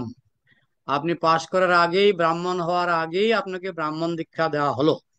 এটা ইসকনে এটা একটা ওপেন সিক্রেটের, সবাই জানে যে ব্রাহ্মণ হওয়ার আগেই ব্রাহ্মণ দীক্ষা। এটা হচ্ছে পঞ্চরাত্রিক বিধান, যে ব্রাহ্মণ হওয়ার আগেই আপনাকে সার্টিফিকেটটা ধরিয়ে দেওয়া হলো যে আপনি ব্রাহ্মণ দীক্ষা পেলেন। কিন্তু দীক্ষা পাওয়ার পরে আপনি ব্রাহ্মণের গুণগুলি প্রকাশ করবেন, এটা প্রত্যাশা করেই গুরুদেব সেটা করে থাকেন, যে আপনি ব্রাহ্মণের গুণগুলি প্রকাশ করবেন। অর্থাৎ আপনি বানপ্রস্থ নিতে পারবেন, সন্ন্যাস নিতে পারবেন, আর কিছু পারেন আর না পারেন শুদ্ধ বৈষ্ণব হতে পারবেন। এই প্রত্যাশা করে অনেক সময় গুরুদেব আমাদের যে ব্রাহ্মণ দীক্ষা, সেটা কিন্তু এমন নয় যে আপনি ব্রাহ্মণ হয়ে গেছেন বা আমি ব্রাহ্মণ হয়ে গেছি, সেই অর্থে নয়।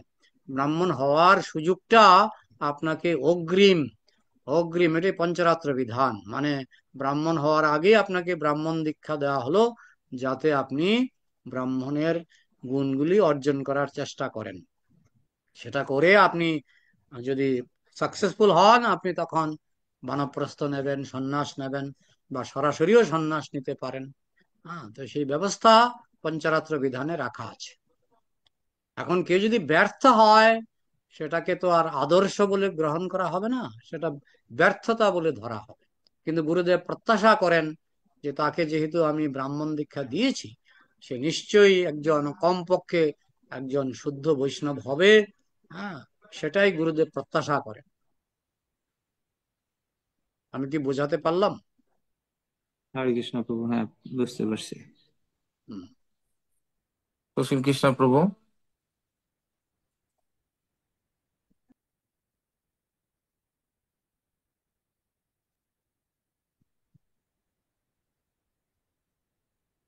আর কারো কিছু আছে? সুশীল কৃষ্ণ প্রভু বলুন, প্রশ্ন করুন।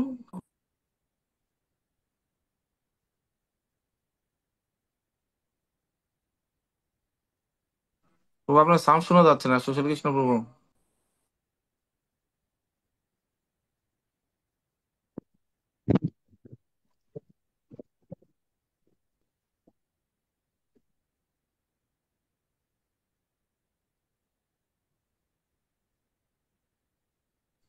আমরা সামনে শুনতে যাই, পাচ্ছি না। সাউন্ড শোনা যাচ্ছে না। কৃষ্ণময় দাস প্রভু। हरे कृष्ण प्रभु जी, दंडवत प्रणाम। আপনার সেই চরণ ধন্যবাদ। কমলে পাঞ্চাকল্প অবশ্যই কৃপা সিন্ধু কামনে বৈষ্ণব। আমি অত্যন্ত আনন্দিত আপনার দর্শন পেয়ে। মায়াপুরে একবার দর্শন পেয়েছিলাম আপনার, আর আপনার বাড়িতে গিয়েছিলাম আগরতলা কিছু ভক্তদের মাধ্যমে। আর ভক্তি জীবনের শুরুতে বিভিন্ন গ্রন্থ আপনার পড়েছি, বিভিন্ন লেখাও পড়েছি, অনেক অনুপ্রাণিত হয়েছে। তো আমার প্রশ্ন হলো, আপনি এখানে আলোচনা করেছেন প্রথম একটা পয়েন্টে যে চারি বর্ণ চারি আশ্রম।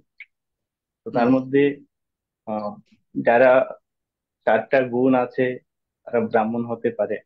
এখন আমরা ব্রাহ্মণ, ক্ষত্রিয়, বৈশ্য, তার মধ্যে আমরা যারা গৃহস্থ আছি তারা এই চারটা গুণ বা সেই গুণগুলো অতিক্রম করতে পারছি না, তারা ব্রাহ্মণ হতে পারছি না। তো সেই হুম। হিসাবে গৃহস্থ আশ্রমে থেকে আমরা কি করে পরিবার পরিজনকে রেখে প্রতিকূল পরিস্থিতির মধ্যেও কি করে হুম।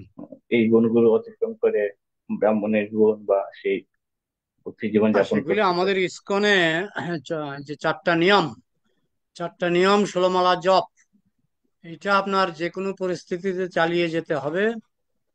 তারপরে গুরু কৃপা, কৃষ্ণের কৃপা অনুসারে আমরা আমাদের যা প্রাপ্য আমরা পাবো।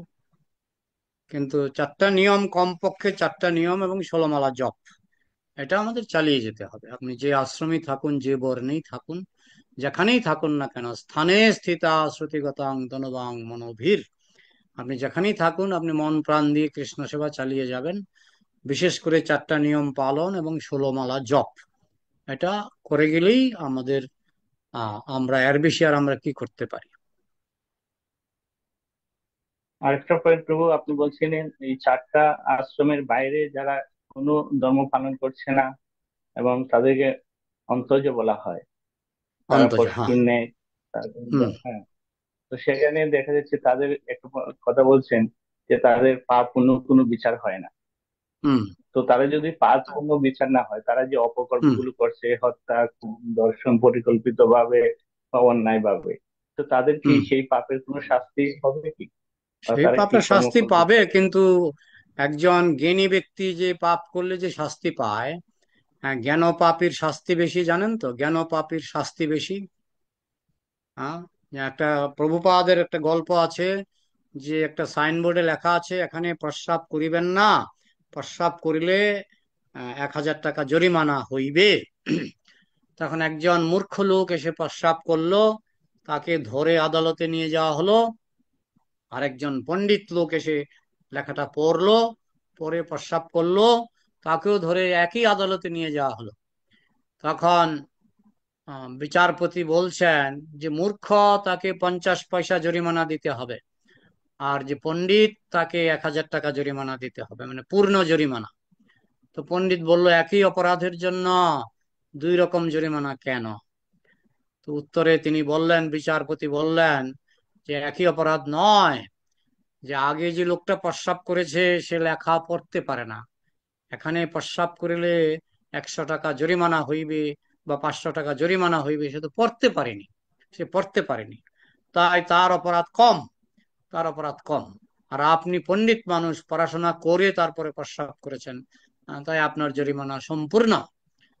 তো এইরকম যারা জেনে শুনে অপরাধ করে তাদের শাস্তি বেশি, যারা না জেনে অপরাধ করে বা পাপ করে তাদের শাস্তি কম। অন্তর্জাতিরও শাস্তি হয় কিন্তু কম হয়, এটা অনেকটা পশুর তুল্য। মানে শাস্তি হবে তাদের, হ্যাঁ, তাদের শাস্তি হবে এই শাস্তি অপরাধের জন্য। হবে তাদের জ্ঞানের মাত্রা অনুসারে। তাদের জ্ঞান যদি পশুর সমানই হয়ে যায় তাহলে তাদের পশুর মতো শাস্তি হবে, আর যদি জ্ঞান যদি একটু বেশি হয় শাস্তি বাড়বে। জ্ঞানের মাত্রা অনুসারে শাস্তির মাত্রা।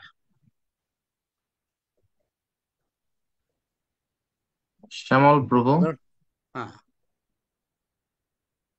শ্যামল প্রভু। হরে কৃষ্ণ। সকল বৈষ্ণবকে দণ্ডবত প্রণাম। আমি প্রণাম। ঢাকা থেকে আপনাদের এই জুমে জয়েন করেছি। খুবই সৌভাগ্যবান, আপনাদের এই জুম লিঙ্কটা পেয়েছিলাম এবং শ্রদ্ধাভাজন প্রভুর প্রবচন শুনেছি। আমার সংক্ষিপ্ত প্রশ্ন হলো, এই ক্লাসের একটু বাইরে আমি হুম, যখন প্রভুর ক্লাস শুনছিলাম, এই ফাঁকে একটা হুম, ইউটিউবে সধবা নারীর একাদশী ব্রত ব্রত নিষিদ্ধ, যদিও আমি জানি হুম, এটা ভুল, কিন্তু তিনি এখানে শাস্ত্রীয় প্রমাণ সহ হুম, এখানে বিষ্ণু সংহিতা থেকে একটা শ্লোক তুলে দিয়ে সেখানে বলেছেন যে, যে স্ত্রী স্বামী জীবিত থাকতে উপবাস ব্রতের আচরণ করে সে স্বামীর আয়ু হরণ ও নরক গমন করে। হুম, তাই স্বামী জীবিত থাকতে উপবাস বাঞ্ছনীয় নয়। তো হুম, এই ব্যাপারটা প্রভু একটু, আমার যেমন এটা নিয়ে অনেক, এই যে এই পুরো সমাজটার মধ্যেই বিভ্রান্তি ঢুকিয়ে দিল হুম। এইরকম কিছু মেসেজ, তো সেটা কিন্তু এখন কি আমরা যারা বলবেন? ইসকনের অনুগামী, আমরা ইসকনের পরম্পরা, ইসকনের শাস্ত্র, সেগুলি আমরা প্রাধান্য দেব। তো আমাদের ইসকনে ছিল প্রভুপাদ সধবা নারীর একাদশী গুরুত্ব দিয়েছেন, এবং শুধু তাই নয়, কোনো বিবাহিত পত্নী যদি একাদশী না করেন বা না করতেন, ছিল প্রভুপাদ অসন্তুষ্ট হতেন, অসন্তুষ্ট হতেন। সুতরাং এগুলি বিভিন্ন মানে শাস্ত্রে থাকুক, থাকুক, কিন্তু আমরা আমাদের পরম্পরায় যা জেনে এসেছি আমরা সেটাই পালন করব। সমাজটা দ্বিধা বিভক্ত হয়ে যাচ্ছে, যার জন্য আমাদের পক্ষ না, থেকে দ্বিধা বিভক্ত হবে? আমি বললাম 2+2=4, আরেকজন এসে বললো 2+2=5। হ্যাঁ, এখন আমার দেখতে হবে আমি কার কথাটা নেব। তো যে শাস্ত্রগুলি অথেন্টিক শাস্ত্র, সেগুলিতে কখনো এসব কথা বলা হয় না। এগুলি যে শাস্ত্রগুলি মানে আমাদের শাস্ত্রেই বলা হয়েছে, কতগুলি শাস্ত্র আছে তামসিক পুরাণ, 6টা পুরাণ তামসিক, 6টা পুরাণ রাজসিক, 6টা পুরাণ সাত্ত্বিক। তার মধ্যে একটা পুরাণ হচ্ছে শুদ্ধ সাত্ত্বিক, সেটি হচ্ছে শ্রীমদ্ ভাগবত। তো গ্রন্থের মধ্যেও পর্যায়ভেদ আছে, স্তরভেদ আছে। যে কোনো গ্রন্থ আমরা মানব না, আমরা শুদ্ধ সাত্ত্বিক যেগুলি সেগুলি আমরা মানব। প্রভু, আপনাকে ধন্যবাদ। এখানে বিষ্ণু হরে কৃষ্ণ। সংহিতার রেফারেন্স দিয়েছে, এটা কি তামসিক? এগুলি অনেক সময়, কিছুদিন আগে একটা ছেলে বলছে আমাদের আহ কোথায় কোন বেদে নাকি আহ গরুর মাংস খাওয়ার বিধান আছে। হ্যাঁ, শ্লোক কিছু বলল, এই ইউটিউবে দেখালো। তা আমাদের একজন ভক্ত, সে ওই শ্লোকগুলি খুলে দেখে ওইখানে ওইসব শ্লোক লেখাই নাই, ওইসব শ্লোক লেখাই নাই। তো অনেক সময় দোকানদার যেমন জিনিস বিক্রি করার জন্য অনেক সময় মিথ্যা কথা বলে, তো অনেক সময় অনেকেই শাস্ত্রের নাম ভাঙিয়ে। এই জন্যই তো আচার্য পরম্পরা দরকার। গুরুবর্গ কি বলে গেছেন, তো গুরুবর্গ যা বলেছেন সেটাই আমরা মানবো। যেটা গুরুবর্গের বাইরে কেউ মন গড়া কিছু বলেছেন, কিংবা মন গড়া শাস্ত্র থেকে বলেছেন, এটা আত্মরক্ষার উপায় হচ্ছে গুরুবর্গকে মেনে চলা। আমরা গুরুবর্গকেই মেনে চলবো। প্রভু, আপনাকে ধন্যবাদ, আবারও ধন্যবাদ, হরে প্রণাম কৃষ্ণ। সকল হুম, হরে কৃষ্ণ। ধন্যবাদ। দীনবন্ধু সাহা। মাতাজি। হরে কৃষ্ণ প্রভু, প্রণাম নেবেন প্রভু। প্রণাম। আমি 2019 সাল থেকে ভক্তি জীবনে আসছি। আপনার অনঙ্গ মোহন প্রভুর পাঠ শুনে, ভক্তি স্বরূপ গুরু মহারাজের পাঠ শুনে এখন সুন্দর নিত্যানন্দ প্রভুর ক্লাসের সাথে যুক্ত আছি। কিন্তু আমি ক্লাস করতে করতে আমার এটুকু অভিজ্ঞতা হয়েছে, আমি মাঝে গীতা ক্লাসও নিতাম, একটা স্বরের ছোট্ট গোষ্ঠী ছিল। তারপর এখন প্রভু মানে আমাদের একটা মন্দির আছে, ওখানে সাপ্তাহিক নামহট্ট হয়, ওখানে আমি গীতা পাঠ করি। সবই ঠিক আছে, কিন্তু আমি যে একটা মেয়ে, আমি আমার সন্তানকে নিয়ে আমি ভক্তি জীবন পালন করতেছি, কিন্তু আমি এখনো আশ্রিত হইনি। কেননা আমি এটুকু জানি যে আশ্রিত হওয়ার থেকে আশ্রিত, কারণ আমি এখনো মাছ রান্না করতে হয়। তাহলে এখন আমার করণীয় কি? যদি আমি কোনো মুহূর্তে যদি আমি মারা যাই, কারণ কি ঠিক নাই তো, কার কখন রাগ আসবে, তখন আমার উম, উপায় কি হবে? বা উপায় আমার আপনার পুনর্জন্ম, পুনর্জন্ম হবে, পুনর্জন্ম হবে। আপনাকে আমি আবার আহ আমি তো এখন মানে ভক্তি। বুঝতেছি প্রভু যে হ্যাঁ, এখন আমি আশ্রিত হয়ে এই কাজ করার থেকে আশ্রিত না হয়ে থাকি। আমার এক প্রভু আপনি শ্রীমদ আশ্রিত না ভক্ত। হলেও আপনার পুনর্জন্ম হবে, আশ্রিত না হলেও আপনার পুনর্জন্ম হবে। তা আমি তো চাচ্ছি মানে মনে প্রাণে যে আমি ইসকন থেকে দীক্ষা পাই বা হ্যাঁ, কিন্তু আপনি যদি গোলকে যেতে চান, তাহলে স্টেপগুলি তো আপনাকে এই জন্মে না হলেও পরজন্মে স্টেপগুলি আপনার লাভ করতে হবে। তা আপনার যদি কর্ম ভালো থাকে, আপনি এই জন্মে না পেলেও পরজন্মে আপনার শুদ্ধ বৈষ্ণব পরিবারে জন্ম হবে।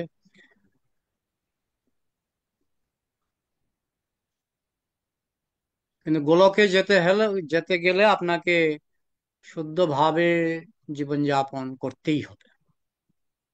এখন যদি সেই সুযোগ না থাকে, কৃষ্ণ আপনাকে পরজন্মে সুযোগ দেবে।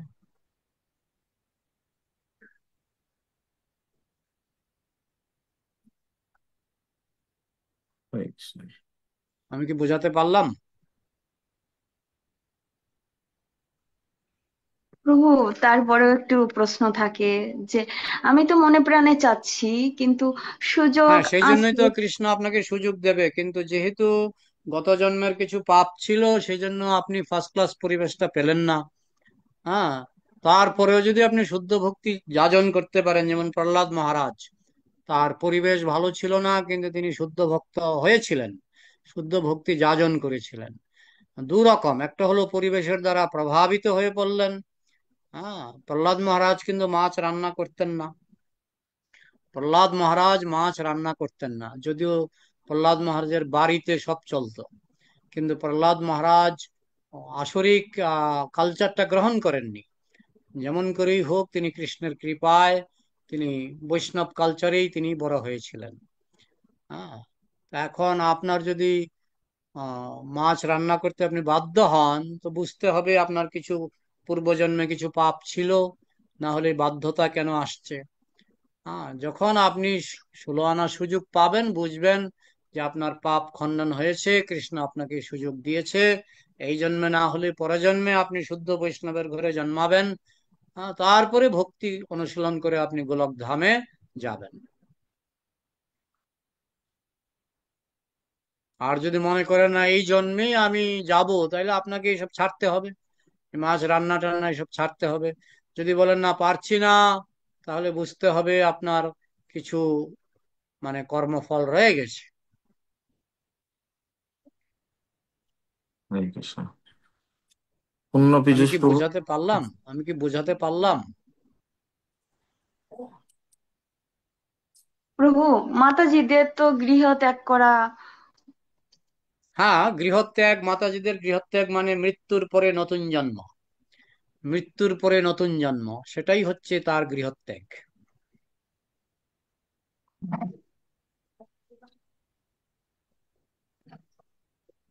ঠিক আছে প্রভু, আপনি বলেছেন, আমি অনেক খুশি হয়েছি। তবে এটুকু আশীর্বাদ করেন, আমার ছেলে যেন পারে, আমি না পারলে। প্রার্থনা করে যান। আচ্ছা পূর্ণ পীযূষ প্রভু। হরে কৃষ্ণ প্রভু, আপনার চরণ কমলে ধন্যবাদ, প্রণাম। প্রভু, প্রণাম। আহ, হুম আমার একটা জিজ্ঞাসা ছিল। প্রভু, আপনি আপনার ভগবতের অমৃতময় কথায় বলে গেছেন যে যারা বিদেশ আছেন তারা হুম প্রতি মাসে স্ত্রীকে টাকা পাঠাচ্ছেন, তো হুম তারাও আসলে গৃহমেধী। তা হুম এখন আমার জিজ্ঞাসা হচ্ছে প্রভু, আমি নিজেই আহ বিদেশ আছি, সিঙ্গাপুরে। হুম তো হুম এখান থেকে হয়তো প্রতি মাসে না পাঠালেও পরিবারকে, স্ত্রীকে কয়েক মাস হুম পর পর হলেও টাকা পাঠাচ্ছি। তো হুম। সেই দিক থেকে তো প্রভু আমি তো গৃহমেধী। তো এখান থেকে আসলে পরিত্রাণের উপায়টা কি? না, আপনি আপনি যদি কৃষ্ণ ভাবনায় ভাবিত থাকেন, তাহলে আপনি আহ, এই গৃহে আটকা থাকলেও আপনি ক্রমে ক্রমে মুক্ত হবেন। হ্যাঁ, কৃষ্ণ ভাবনায় আপনি যদি ভাবিত থাকেন এবং যাদের জন্য টাকা পাঠাচ্ছেন তারাও যদি জপ তপ করে, আর আপনি নিজেও যদি জপ তপ করেন, ইসকনের 4টা নিয়ম পালন করেন, তাহলে আপনাকে সেরকম গৃহমেধি ধরা হবে না। তো তাহলে প্রভু আপনার কাছে আমার করজোড়ে প্রার্থনা, এবং হ্যাঁ, গুরু গৌরাঙ্গের কাছে আপনি এটা পৌঁছে দেবেন, আমি যেন এখান থেকে উঠে আসতে পারি এবং কৃষ্ণ ভাবনাময় হতে পারি। এটা আপনার হ্যাঁ। চরণে আমার মিনতি রইল। আমিও প্রার্থনা করছি আপনি সেইভাবে কৃষ্ণ ভক্তির পথে এগিয়ে চলুন, এটাই আমার প্রার্থনা। হরে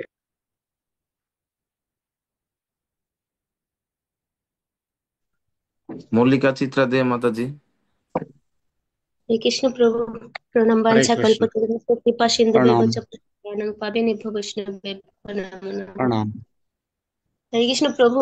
আমি একটু জানতে চাচ্ছি যে উম, 4টি আশ্রম, যে প্রথমে যে হুম ব্রহ্মচারী আশ্রম, হুম হুম তো অনেক সময় ব্রহ্মচারীর পরে গৃহস্থে যারা প্রবেশ করেন না ব্রহ্মচারী, তারা হুম উত্তম স্তরে, হুম তো দেখা যায় যে কখনো কখনো ব্রহ্মচারী ওনারা কি করেন না, গৃহস্থে প্রবেশ করেন। হুম।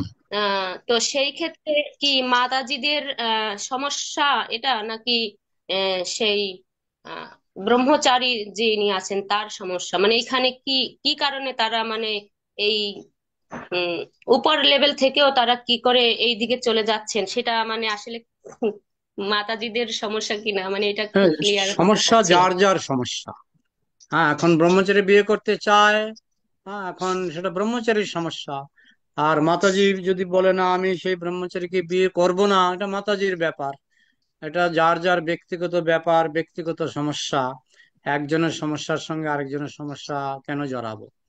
হ্যাঁ, যে ব্রহ্মচারী বিয়ে করতে চায় সে বিয়ে করবে।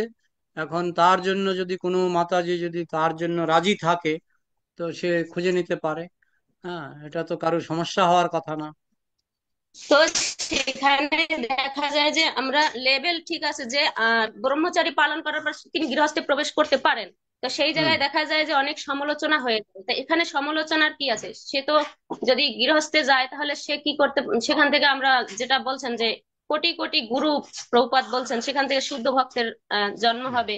তো হুম। সেই সেই বিষয়টা আসলে কেন এই রকম ভাবে দৃষ্টিতে নেওয়া হয় আর কি না না, বিষয়টা। যারা যারা জ্ঞানী, যারা জ্ঞানী তারা তো সমালোচনা করবে না। তারা যখন দেখে যে এই ভক্ত সে আজীবন ব্রহ্মচারী থাকতে অক্ষম, তখন তাকে গৃহস্থ হওয়ার জন্য গুরুদেব নিজেই বলবেন তুমি গৃহস্থ হও, তুমি বিবাহ করো। গুরুদেব নিজেই বলে দেবেন।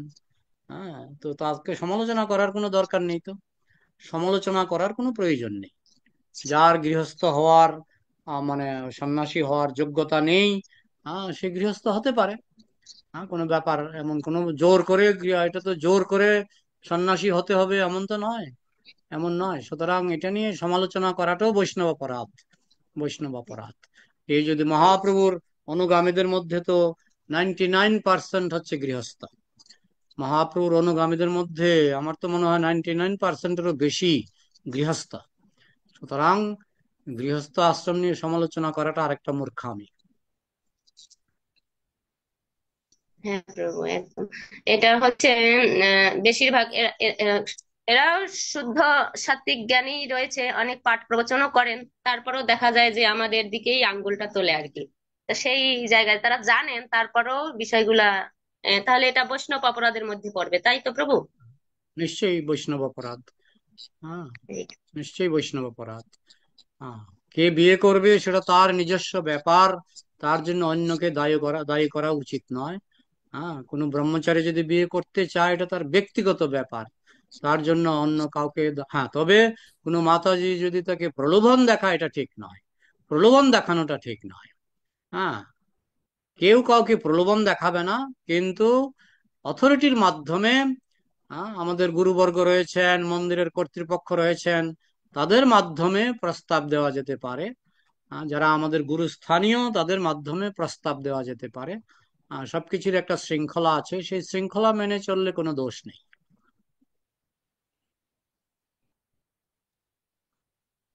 ভদ্রপ্রণাম প্রভু। প্রণাম। হরে কৃষ্ণ, ধন্যবাদ, প্রণাম প্রভু।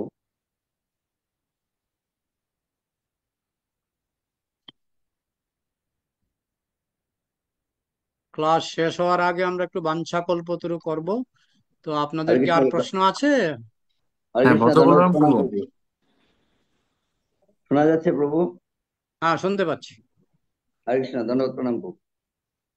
প্রভু, আপনি বলছেন যে 4টা আশ্রম খুব সুন্দর লাগলো, কিন্তু যদি সময় হলেও আমরা প্রাণ প্রস্তুত নিতে না পারি তাহলে তার কি গতি হবে, বা এটা একটু যদি বুঝিয়ে বলতেন তাহলে। শুদ্ধ বৈষ্ণব হয়ে গেলে আপনি বানপ্রস্থ না নিলেও আপনি কৃষ্ণ লোকে যাবেন। কৃষ্ণ ভাবনামৃতে যে কেউ কৃষ্ণ লোকে যেতে পারে যদি সে শুদ্ধ বৈষ্ণব হয়ে যায়। শূদ্রও যেতে পারবে, অনেক সময় অন্তজও চলে গেছে।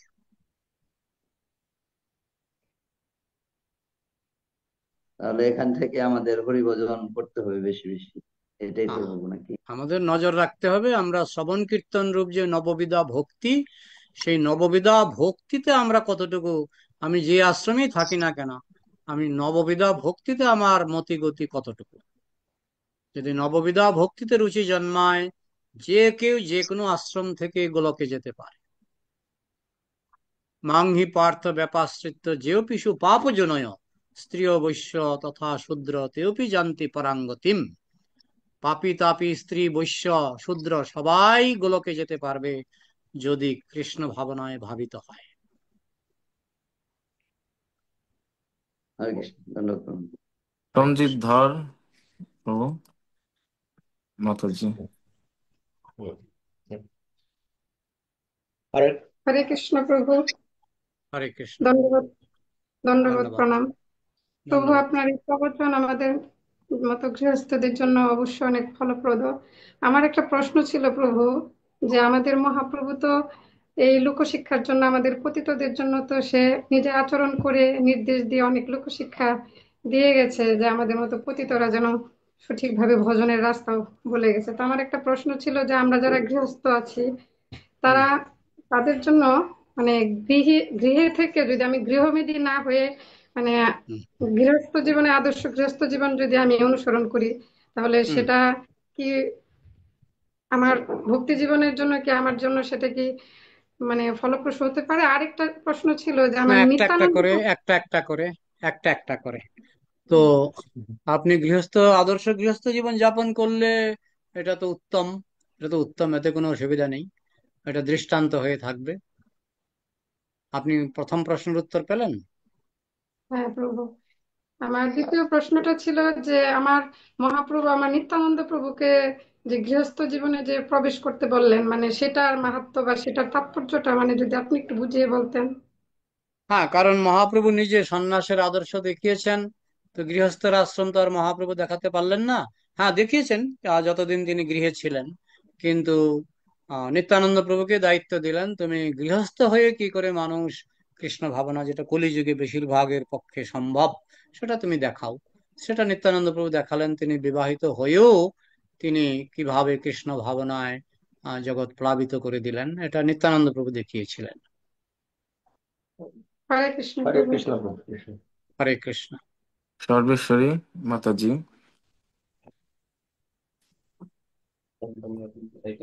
বন্ধ করছেন? হরে কৃষ্ণ। হরে কৃষ্ণ প্রভু, আপনার টিচার প্রণাম। প্রণাম। প্রভু,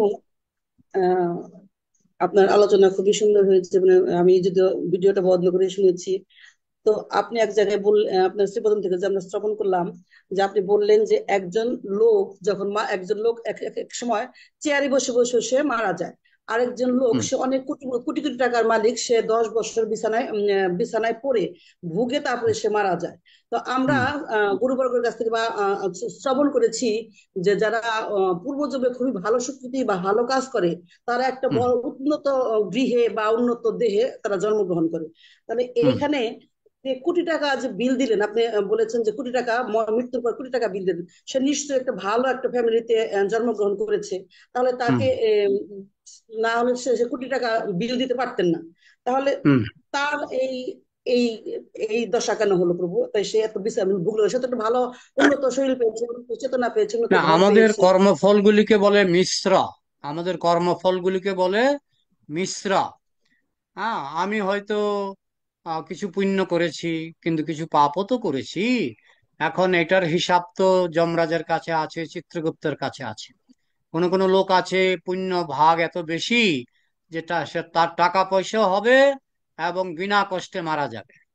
আবার কারোর আছে পুণ্যের ভাগ 75%, পাপের ভাগ 25%।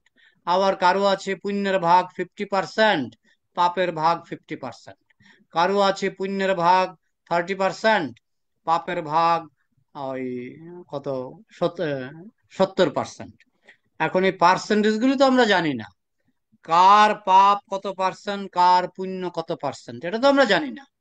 তাই কেউ দেখবেন টাকা পয়সা আছে, মৃত্যুর সময় কষ্ট পায়নি। হ্যাঁ, আবার কেউ দেখবেন টাকা পয়সা আছে, মৃত্যুর সময় কষ্ট পাচ্ছে।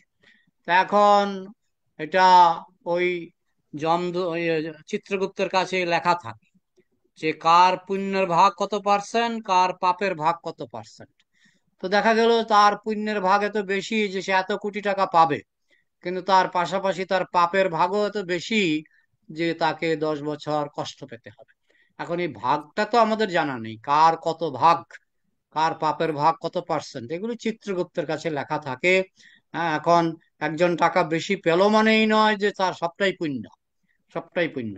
এখন পুণ্যের ভাগ অনুসারে সে টাকা পেয়েছে, পাপের ভাগ অনুসারে সে টাকা ভোগ করতে পারেনি। আমি কি বোঝাতে হরে পারলাম? হরে কৃষ্ণ প্রভু, আপনি জাতীয় প্রণাম। মধুকর প্রভু, আমরা হরে দুইটা কৃষ্ণ। প্রশ্ন নিব, আর লাস্ট আর কেউ কৃপা করে হ্যান্ড রেজ করবেন না। আবার নেক্সট ক্লাসে আমরা প্রশ্ন নিব। মধুকর প্রভু। হরে কৃষ্ণ, দণ্ডবাদ প্রণাম প্রভু। ধন্যবাদ। প্রভু, আমার প্রশ্ন হচ্ছে হুম যে বিশেষ করে আমরা যারা ইসকনে আছি, ছিল প্রভুপাদের হুম আশ্রয়ে, গুরু মহারাজের আশ্রয়ে যারা আমরা আছি, আমরা হুম যারা কৃষ্ণ ভাবনামৃত গ্রহণ করেছি, হুম তো আমাদের জন্য বর্ণাশ্রম প্রথাটা, হুম বর্ণাশ্রম যে অবলম্বন করাটা কতটা হুম গুরুত্বপূর্ণ? কেননা আমরা শাস্ত্র থেকে জানতে পেরেছি, বিশেষ করে চৈতন্য চরিতামৃত থেকে, হুম যে কলিযুগে বর্ণাশ্রম প্রথাটি যেহেতু প্রায় বিলুপ্ত হয়ে গিয়েছে, তাই হুম ভগবান তিনি আমাদেরকে হরে কৃষ্ণ, আমাদের জন্য হরে কৃষ্ণ মহামন্ত্র নিয়ে এসেছেন, হুম যাতে আমরা এই হরে কৃষ্ণ মহামন্ত্র কীর্তনের মাধ্যমে আমরা যেন এই জীবনে যেন ভগবানের কাছে ফিরে যেতে পারি। কেননা হুম মহাপ্রভু নিজেই বলেছেন যে নাহং বিপ্র নচ নরপতি ন বৈশ্য ন হুম শূদ্র নচ গৃহপতি। হুম হুম তো যেহেতু আমরা এই কৃষ্ণ ভাবনামৃত গ্রহণ করেছি, তো হুম সেক্ষেত্রে এই বর্ণাশ্রমের যে ধাপগুলো বা স্টেপ গুলো, সেটা হুম ফলো করা আমাদের হুম জন্য কোনটাকে আমরা ফোকাস করি? কৃষ্ণ ভাবনামৃত হুম এইটা, হুম ভক্তি জীবন, 4টা হুম নিয়ম, 16 মালা জপ, হুম বৈষ্ণব সঙ্গ, হুম নাকি এই বর্ণাশ্রমের এই 4টা স্টেপ? হুম এটা কোন লেভেলে? আপনি কি আপনার প্রশ্ন হয়ে গেছে? হ্যাঁ প্রভু, হরে কৃষ্ণ। আপনি কি বিবাহিত না অবিবাহিত? আমি বিবাহিত। তো আপনি বলছেন আপনার বিবাহের দরকার নেই, আপনি যে কোনো ভাবে স্ত্রী সঙ্গ করতে পারবেন। না না না। তাহলে তো আপনি বর্ণাশ্রম মানছেন। হ্যাঁ। তাহলে তো আপনি বর্ণাশ্রম মানছেন। আমাদের কথা হলো বর্ণাশ্রমের উপরে বৈষ্ণবতা। বৈষ্ণবতা হচ্ছে বর্ণাশ্রমের উপরে।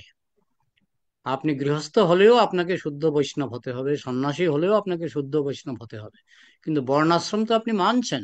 না হলে তো আপনি বিবাহ ছাড়াই স্ত্রী সঙ্গ করতেন। আমি কি বোঝাতে পারলাম? হ্যাঁ প্রভু। বর্ণাশ্রম তো আপনি মানছেন? হ্যাঁ, বর্ণাশ্রম প্রথা আমি মানছি, কিন্তু যেহেতু হ্যাঁ কলিযুগে বর্ণাশ্রম প্রথাটি প্রায় এটা নেই বললেই চলে, তো হ্যাঁ, তাহলে কি সে আপনি বিবাহ ছাড়া স্ত্রী সঙ্গ করবেন? না না না, তা নয়। তাহলে তো আপনি 16 আনাই বর্ণাশ্রম মানছেন। হ্যাঁ, তা ঠিক। তাহলে তো আপনি 16 আনাই বর্ণাশ্রম মানছেন, কিন্তু টার্গেট বর্ণাশ্রম নয়, টার্গেট হচ্ছে কৃষ্ণ ভক্তি। এটাই বুঝতে হবে। হ্যাঁ, আমি সেটাই বলতেছিলাম যে আমাদের মূল ফোকাসটা কোথায় হওয়া উচিত। হ্যাঁ, সে তো বোঝাই গেছে যে আমাদের টার্গেট, এটাই তো আলোচ্য বিষয় ছিল আজকে। টার্গেট হচ্ছে কৃষ্ণ ভক্তি, আপনি যে বর্ণেই থাকেন। তার মানে এই নয় যে আমি বর্ণাশ্রমকে ছুঁড়ে ফেলে দিয়েছি। বর্ণাশ্রম আছে, এই জড়জগতে বর্ণাশ্রম থাকবেই। হ্যাঁ, একে ছুঁড়ে ফেলে দেওয়া হবে না, কিন্তু টার্গেট করলে হবে না। টার্গেট হচ্ছে কৃষ্ণ ভক্তি। হ্যাঁ, গোলকে বর্ণাশ্রম নেই, গোলকে বর্ণাশ্রম নেই। বর্ণাশ্রমটা শুধু পৃথিবীতে, এই জড়জগতে। হরে কৃষ্ণ। ধন্যবাদ প্রণাম প্রভু। আমি রসিক আপনার রসিক চৈতন্য প্রভু, রসিক চৈতন্য প্রভু।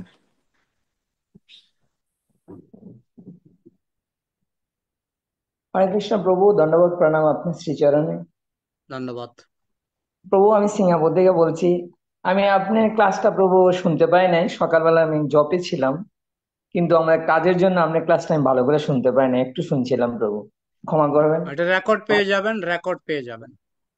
ওকে প্রভু। প্রভু, আমার একটু জানার বিষয়, আমার কোনো প্রশ্ন নাই। তো প্রভু, আমাদের যে মাতাজিরা যে অনেকে যে ব্রাহ্মণ দীক্ষাটা নেয়, সেটা কি কি জন্য নেয়, সেটা একটু জানার বিষয় প্রভু। সেটা বিগ্রহ পূজা করার জন্য, শুধু বিগ্রহ এবং সেবা করা? হ্যাঁ, এবং নিজে ব্রাহ্মণের যোগ্যতা অর্জন করার জন্য। তা এখন তো গৃহে তো চিত্রপটের সেবা করে, তাহলে ওনার যে ব্রাহ্মণ দীক্ষার জন্য ইয়ে করে। হ্যাঁ, যদি মনে করে যে আমি ব্রাহ্মণের যোগ্যতা অর্জন করব, চেষ্টা করব, তাহলে নিতে পারে, কোনো অসুবিধা নেই। তো মাতাজির তো সন্তানাদি কোনো কিছু নাই, তাহলে কোনো সমস্যা নাই মেয়ে যদি ব্রাহ্মণ দীক্ষা নেই? না, সমস্যা নেই। কোনো সমস্যা নেই। না। আচ্ছা প্রভু, আরেকটা যে বিষয় জানা যাচ্ছে যে আমরা তো এই যে ভক্তি করছি এত কষ্ট করে, আমরা কত কিছু ত্যাগ করেছি, তো এত কিছু করার পরে তো আমাদের ভক্তদের ভিতরে এতটা হিংসা, তো অহংকার, এগুলো থাকে কেন? এই মাৎসর্য এগুলো আমাদের থাকে কেন? এটি কিভাবে আমরা দূর করতে পারবো প্রভু? হ্যাঁ, উন্নত ভক্ত হলে দূর হবে। যারা উত্তম অধিকারী ভক্ত তাদের এগুলি থাকবে না, যারা মধ্যম অধিকারী ভক্ত তাদের কম বেশি থাকবে, কনিষ্ঠ অধিকারী ভক্তের বেশি থাকবে এইসব আবর্জনা, কনিষ্ঠ অধিকারী ভক্তের বেশি থাকবে। হ্যাঁ, আপনার ভয়েস ভয়েস কেটে গেছে, আপনার ভয়েস কেটে গেছে। প্রভু, আমরা এইগুলা আমাদের যে ভিতর থেকে এগুলা কিভাবে দূর করতে পারবো? যে মাৎসর্য, এই অহংকার, হিংসা, নিন্দা যে করছি, এগুলা কিভাবে দূর এগুলি হবে? নববিধা ভক্তিতে যত ডুব দেবেন, নববিধা ভক্তিতে, 9 রকমের ভক্তিতে যত ডুব দেবেন, আস্তে আস্তে এগুলি চলে যাবে। হ্যাঁ প্রভু, আমরা তো ধরেন বিদেশে কাজ করি, কাজ করার ভিতরে যেন যতটুকু সম্ভব অতটুকুই ভগবানের ইয়াতে থাকতে পারি সেবাতে। আর ধরেন নাইলে তো এই কাজের মধ্যেই থাকি, সবসময় তার ভগবানের সেবা পূজা থাকতে পারি না। তো এখন আমি কিভাবে ইয়া করবো? কৃষ্ণ সবসময় তো কৃষ্ণকে এত স্মরণ করা যাচ্ছে না, কাজের মাধ্যমেও পারা যাচ্ছে না, মাঝে মধ্যে কাজের টেনশনে ইয়া হয়ে যায়। টার্গেট টার্গেট রাখুন, টার্গেট রাখুন। আমি যেমন কোনো জীবনে কোনো চাকরি করিনি। আমি আহ, আমার পড়াশোনা শেষ করে ইস্কনে চলে আসি, সারা জীবন ইস্কনেই কাটিয়ে দিলাম। আমি তো চাকরি বাকরি করিনি। হ্যাঁ, তো টার্গেট রাখুন, সবই কৃষ্ণ পূর্ণ করবে। হরি বল। আদিত্য প্রভু, লাস্ট কোয়েশ্চেন। হরে কৃষ্ণ বাবু, ধন্যবাদ প্রণাম বাবু। আপনার ক্লাস শ্রবণ করে অনেক নিজেকে ধন্য মনে হচ্ছে, খুব আনন্দিত লাগছে বাবু। আমার প্রশ্ন হলো, আমার আমি গৃহস্থ আশ্রমে আছি, তো গৃহে থেকে 24 ঘন্টা কৃষ্ণ ভবনামৃত থাকার একটা পন্থা বলে দিবেন। আর প্রভু, আমার চেতনা হলো প্রভু পশু চেতনা, এই পশু চেতনাকে কিভাবে আমি উন্নত করতে পারি প্রভু? হ্যাঁ, দ্বিতীয় আপনার প্রশ্নটা বুঝতে পারিনি। দ্বিতীয় প্রশ্নটা প্রভু, আমার চেতনা মানে পশু চেতনা, পশু চেতনা পশু, মনোভাব। পশু হ্যাঁ চেতনা, হ্যাঁ। প্রভু, যেমন আমরা মানে ভালো কাজ করতে করতে যাবো কিন্তু আমাদের খারাপ কাজগুলো আমরা করে ফেলি। তো হুম, সেই ক্ষেত্রে আরো আমি যেই কৃষ্ণ ভাবনায় যেই উন্নত যেই জ্ঞানগুলা, এই যেই হুম, জ্ঞানগুলো আমাদের জানা নাই, সেই হুম। জ্ঞানগুলো কিভাবে আমি অ্যাচিভ করতে পারি প্রভু, যদি এই হ্যাঁ, এই এই জন্যই তো সম্বন্ধে। প্রভুপাদের গ্রন্থগুলি আপনাকে পড়তে হবে, শুনতে হবে। হ্যাঁ, তাইলে আপনি কৃষ্ণ ভাবনা আপনার বিকাশ হবে, জ্ঞান বাড়বে। আর প্রথম প্রশ্নটা কি ছিল?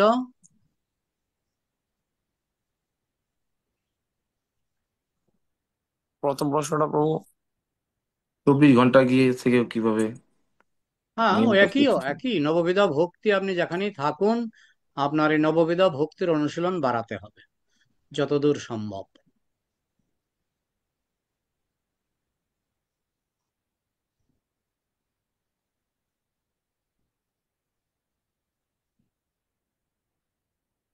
তো হরে কৃষ্ণ, ঠিক দণ্ডবত আছে, প্রণাম। ধন্যবাদ, প্রণাম। হরে কৃষ্ণ, প্রেম স্বরূপ হরে কৃষ্ণ, হ্যাঁ, হরে কৃষ্ণ দণ্ডবত প্রভু, প্রণাম। বলুন প্রভুর প্রভু। চরণে আমার অনন্ত করে দণ্ডবত প্রণাম। হরে কৃষ্ণ প্রভু, আমার একটা জানার ইচ্ছে হলো হুম, যে এই যে ব্রাহ্মণ দীক্ষা নেওয়া আর ব্রাহ্মণ দীক্ষা নিয়ে আপনি বললেন বিগ্রহ সেবা, হুম, কিন্তু আমরা দেখছি যে ব্রাহ্মণ দীক্ষা নিয়ে বিগ্রহ সেবা, তারা শ্রাদ্ধ, বিবাহ, বৈদিক বিবাহ হুম, এগুলা নিয়ে তারা বেশি ব্যস্ত থাকে এবং তারা কন্টাকে যায়। আমার এই 15,000 টাকা না দিলে এই বৈদিক বিবাহ হবে না, এত টাকা না দিলে শ্রাদ্ধ হবে না, কম হবে না। হুম। এইটা বিষয়ে আমি একটু জানতে চাই যে আহ, এটা মানে কোনটা এটা ঠিক বা ঠিক একটু বলবেন এই কিভাবে। তো কলিযুগে খাঁটি ব্রাহ্মণ নেই, কলিযুগে খাঁটি ব্রাহ্মণ নেই। হ্যাঁ, ওই মহারাজ কৃষ্ণচন্দ্র, কৃষ্ণনগরের রাজা ছিলেন। তিনি এক ব্রাহ্মণকে বলছিলেন, এক ব্রাহ্মণ গাছের তলায় থাকতেন ওটা কুঁড়ে ঘরে। তো তিনি বলছিলেন ব্রাহ্মণকে যে আমি মাসে মাসে আপনাকে কিছু ভাতা দিতে চাই, মাসে মাসে কিছু টাকা পাঠাতে চাই। তখন সেই ব্রাহ্মণ বলছিলেন, কেন? আমার তো এখানে কুঁড়ে ঘর আছে এবং এখানে একটা তেঁতুল গাছ আছে, যেদিন কিছু থাকে না সেদিন আমি তেঁতুল পাতা বেটে আমি খেয়ে নিই, তেঁতুল পাতা বেটে আমার খাওয়া দাওয়া হয়ে যায়। তো তো আমার তো টাকার দরকার নেই, আমার টাকার দরকার নেই। ব্রাহ্মণের একটা বৈশিষ্ট্য হচ্ছে যে তার উম, টাকা পয়সার প্রতি লোভ নেই বললেই চলে, মানে লোভ নেই টাকা পয়সার, কারণ কলিযুগের ব্রাহ্মণ বলেই কলির ব্রাহ্মণ। কলির ব্রাহ্মণ মানে টাকা টাকা টাকা টাকা টাকা টাকা। তো সেগুলো আমাদের চোখ কান খোলা রাখতে হবে। আসল ব্রাহ্মণ নকল ব্রাহ্মণ পার্থক্য নিরূপণ করার আমাদের চোখ থাকতে হবে। হরে কৃষ্ণ, দণ্ডবত প্রণাম। তে ধন্যবাদ, প্রণাম। আরেকটা কথা বলতে চাচ্ছি যে আমাদের যে প্রেম স্বরূপ প্রভু এই আমাদের টাঙ্গাইল ডিস্ট্রিক্টে হুম, এই মন্দিরের, মির্জাপুর মন্দিরের দায়িত্বে। তে হুম, ও- আমার দৃষ্টিতে প্রভু ও গুরু হওয়ার যোগ্য, হুম। তাই আপনি কৃপা করবেন। আর আমারও মানে ইচ্ছা যেন ও যেন আহ সন্ন্যাসী স্তরে সন্ন্যাসী হয়ে আমাদেরকে আরো টাঙ্গাইলবাসী এবং সারা পৃথিবীতে প্রচার করতে পারে। তো উনি গুরু হওয়ার যোগ্য আমার দৃষ্টিতে। হরে কৃষ্ণ, তা আপনি হুম, কৃপা করবেন। হুম। ধন্যবাদ। আমি প্রার্থনা করি আমাদের ইচ্ছা ইসকনের প্রতিটি ভক্ত যেন গুরু হয়। তো প্রভু যদি আহ, অগ্রগতি লাভ করে, নিঃসন্দেহে শ্রীমৎ জয় পতাকা মহারাজ বা যে কোনো আমাদের ইসকনের গুরুবর্গ তারা তো দিতে প্রস্তুত, তারা সন্ন্যাস দিতে প্রস্তুত এবং আমাদের জিবিসি গুরুপদ দিতে প্রস্তুত। হ্যাঁ, তো সেই জন্য আহ ভক্ত যদি যোগ্য হয় নিশ্চয়ই কৃষ্ণ ব্যবস্থা নেবে। হরে ঠিক কৃষ্ণ, আছে। দণ্ডবত প্রণাম প্রভু। প্রভু, আমি একান্তই কনিষ্ঠ ভক্ত।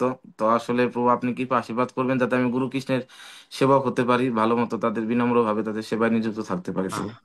কৃষ্ণ চাইলে পজিশন আসবে, কৃষ্ণ না চাইলে আসবে না।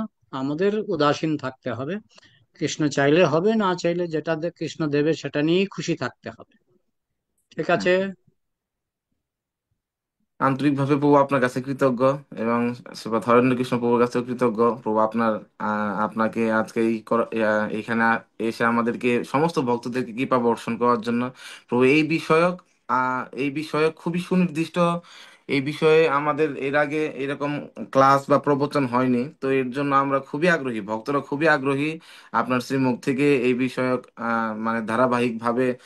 তো প্রভু যদি একটু গ্যাপটা আমি হরেন্দ্র কৃষ্ণ প্রভুর সাথে যোগাযোগ রাখবো যদি খুব শীঘ্রই। আপনি তো অনেক ব্যস্ত, আমরা জানি আপনি অনেক ব্যস্ত, তারপরেও একটু আমাদের এখানে প্রায় 250-300 ভক্ত অংশগ্রহণ করে। তো সারা বাংলাদেশ, সারা পৃথিবী থেকে এখানে অংশগ্রহণ করে, তো বিভিন্ন জায়গা থেকেই।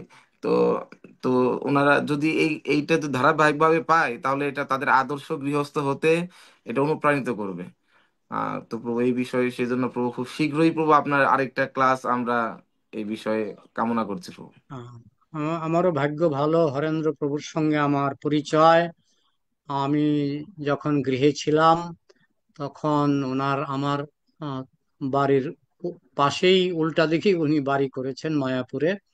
এখন তো আমি বাড়িতে থাকি না, কিন্তু ওনার সঙ্গে আমার পরিচয় ভালোই আছে, এবং আমি অনুভব করি উনি খুব উন্নত ভক্ত। এটাই আমার আমার মন এরকমই বলছে। তো হ্যাঁ প্রভু হরেন্দ্র হরেন্দ্র কৃষ্ণ প্রভুকেও প্রভু, হরেন্দ্র কৃষ্ণ প্রভু আহ বিশেষ করে প্রভুর প্রতি আমার দৃষ্টিভঙ্গি আরো বেশি পরিবর্তন হয়েছে। প্রভু যখন 2013 সালে দীক্ষা পেয়েছে, একই বছরে আমরা দীক্ষা পেয়েছিলাম, কিন্তু প্রভু গৃহস্থ ভক্ত, উনি অনেক প্রতিপত্তিশালী, ওনার অনেক বড় ব্যবসা, কিন্তু এত কিছুর পরেও প্রভু এই গত দীক্ষা পাওয়ার এই কত 12 বছর হয়ে গেছে, এই 12 বছরের মধ্যে একদিনও প্রভু মঙ্গল আরতি বাদ দেননি। মানে তো এত ইসের পরেও যে আমরা মন্দিরে থেকে আমরা পারি না প্রভু, তো এইটা। আর প্রভু আরেকটা বিশেষ গুণ হচ্ছে প্রভু নিয়মিত প্রচার করেন। এত প্রচার, উনি প্রচারে যুক্ত থাকেন, এত প্রচার, মানে আমাদের ব্রহ্মচারী আমরা এত প্রচার করি না, যে উনি গৃহস্থ হয়ে এত বেশি প্রচারে উনি নিজেকে নিযুক্ত আমি আছেন এবং টের পাই, অন্যদেরকে। আমি টের পাই। মানে আমি যখন আমার গৃহে ছিলাম তখন মাঝে মধ্যে উনি আসতেন।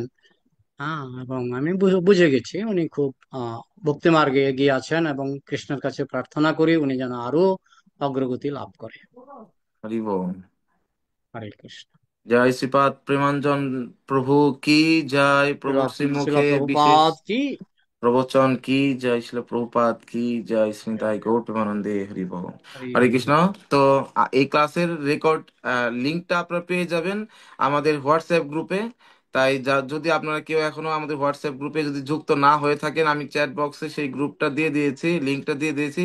ওই লিঙ্কে ক্লিক করে আপনারা আমাদের গ্রুপে অংশগ্রহণ করতে পারেন। প্রভু আরো প্রবচন দিবেন এই আশ্বাস আমাদের দিয়েছেন। সামনের পরবর্তী প্রবচনগুলো পেতেও এই গ্রুপের সাথে যুক্ত থাকুন, তাহলে সমস্ত লিঙ্কগুলো আপনারা পেয়ে যাবেন। হরে কৃষ্ণ। ক্লাসের লিঙ্ক ইতিমধ্যে শেয়ার হয়ে গেছে ওই গ্রুপের এখানে। আর আমি ঠিক প্রভু আছে প্রভু, আপনাকে, আমি যেন লিঙ্কটা পাই, কারণ আমার হ্যাঁ এটা প্রভু আমি ইউটিউবে এখনই দিই তো দিয়ে আমি। দিচ্ছি, এখনই ঠিক দিয়ে আছে, দিচ্ছি আপনাকে, আমি এখনই দিয়ে দিচ্ছি প্রভু ক্লাস শেষে। তাহলে আমরা কি বাঞ্ছা কল্পতরুভ্যশ্চ করতে পারি? হ্যাঁ প্রভু, হরে কৃষ্ণ। জয়। বাঞ্ছা বাঞ্ছা কল্পতরুভ্যশ্চ কল্পতরুভ্যশ্চ কৃপা সিন্ধুভ্যেব চ পতিতানাং পাবনেভ্যো বৈষ্ণবের জয়। অনন্ত কোটি বৈষ্ণব ভক্তবৃন্দ কি জয়। গৌর প্রেমানন্দ।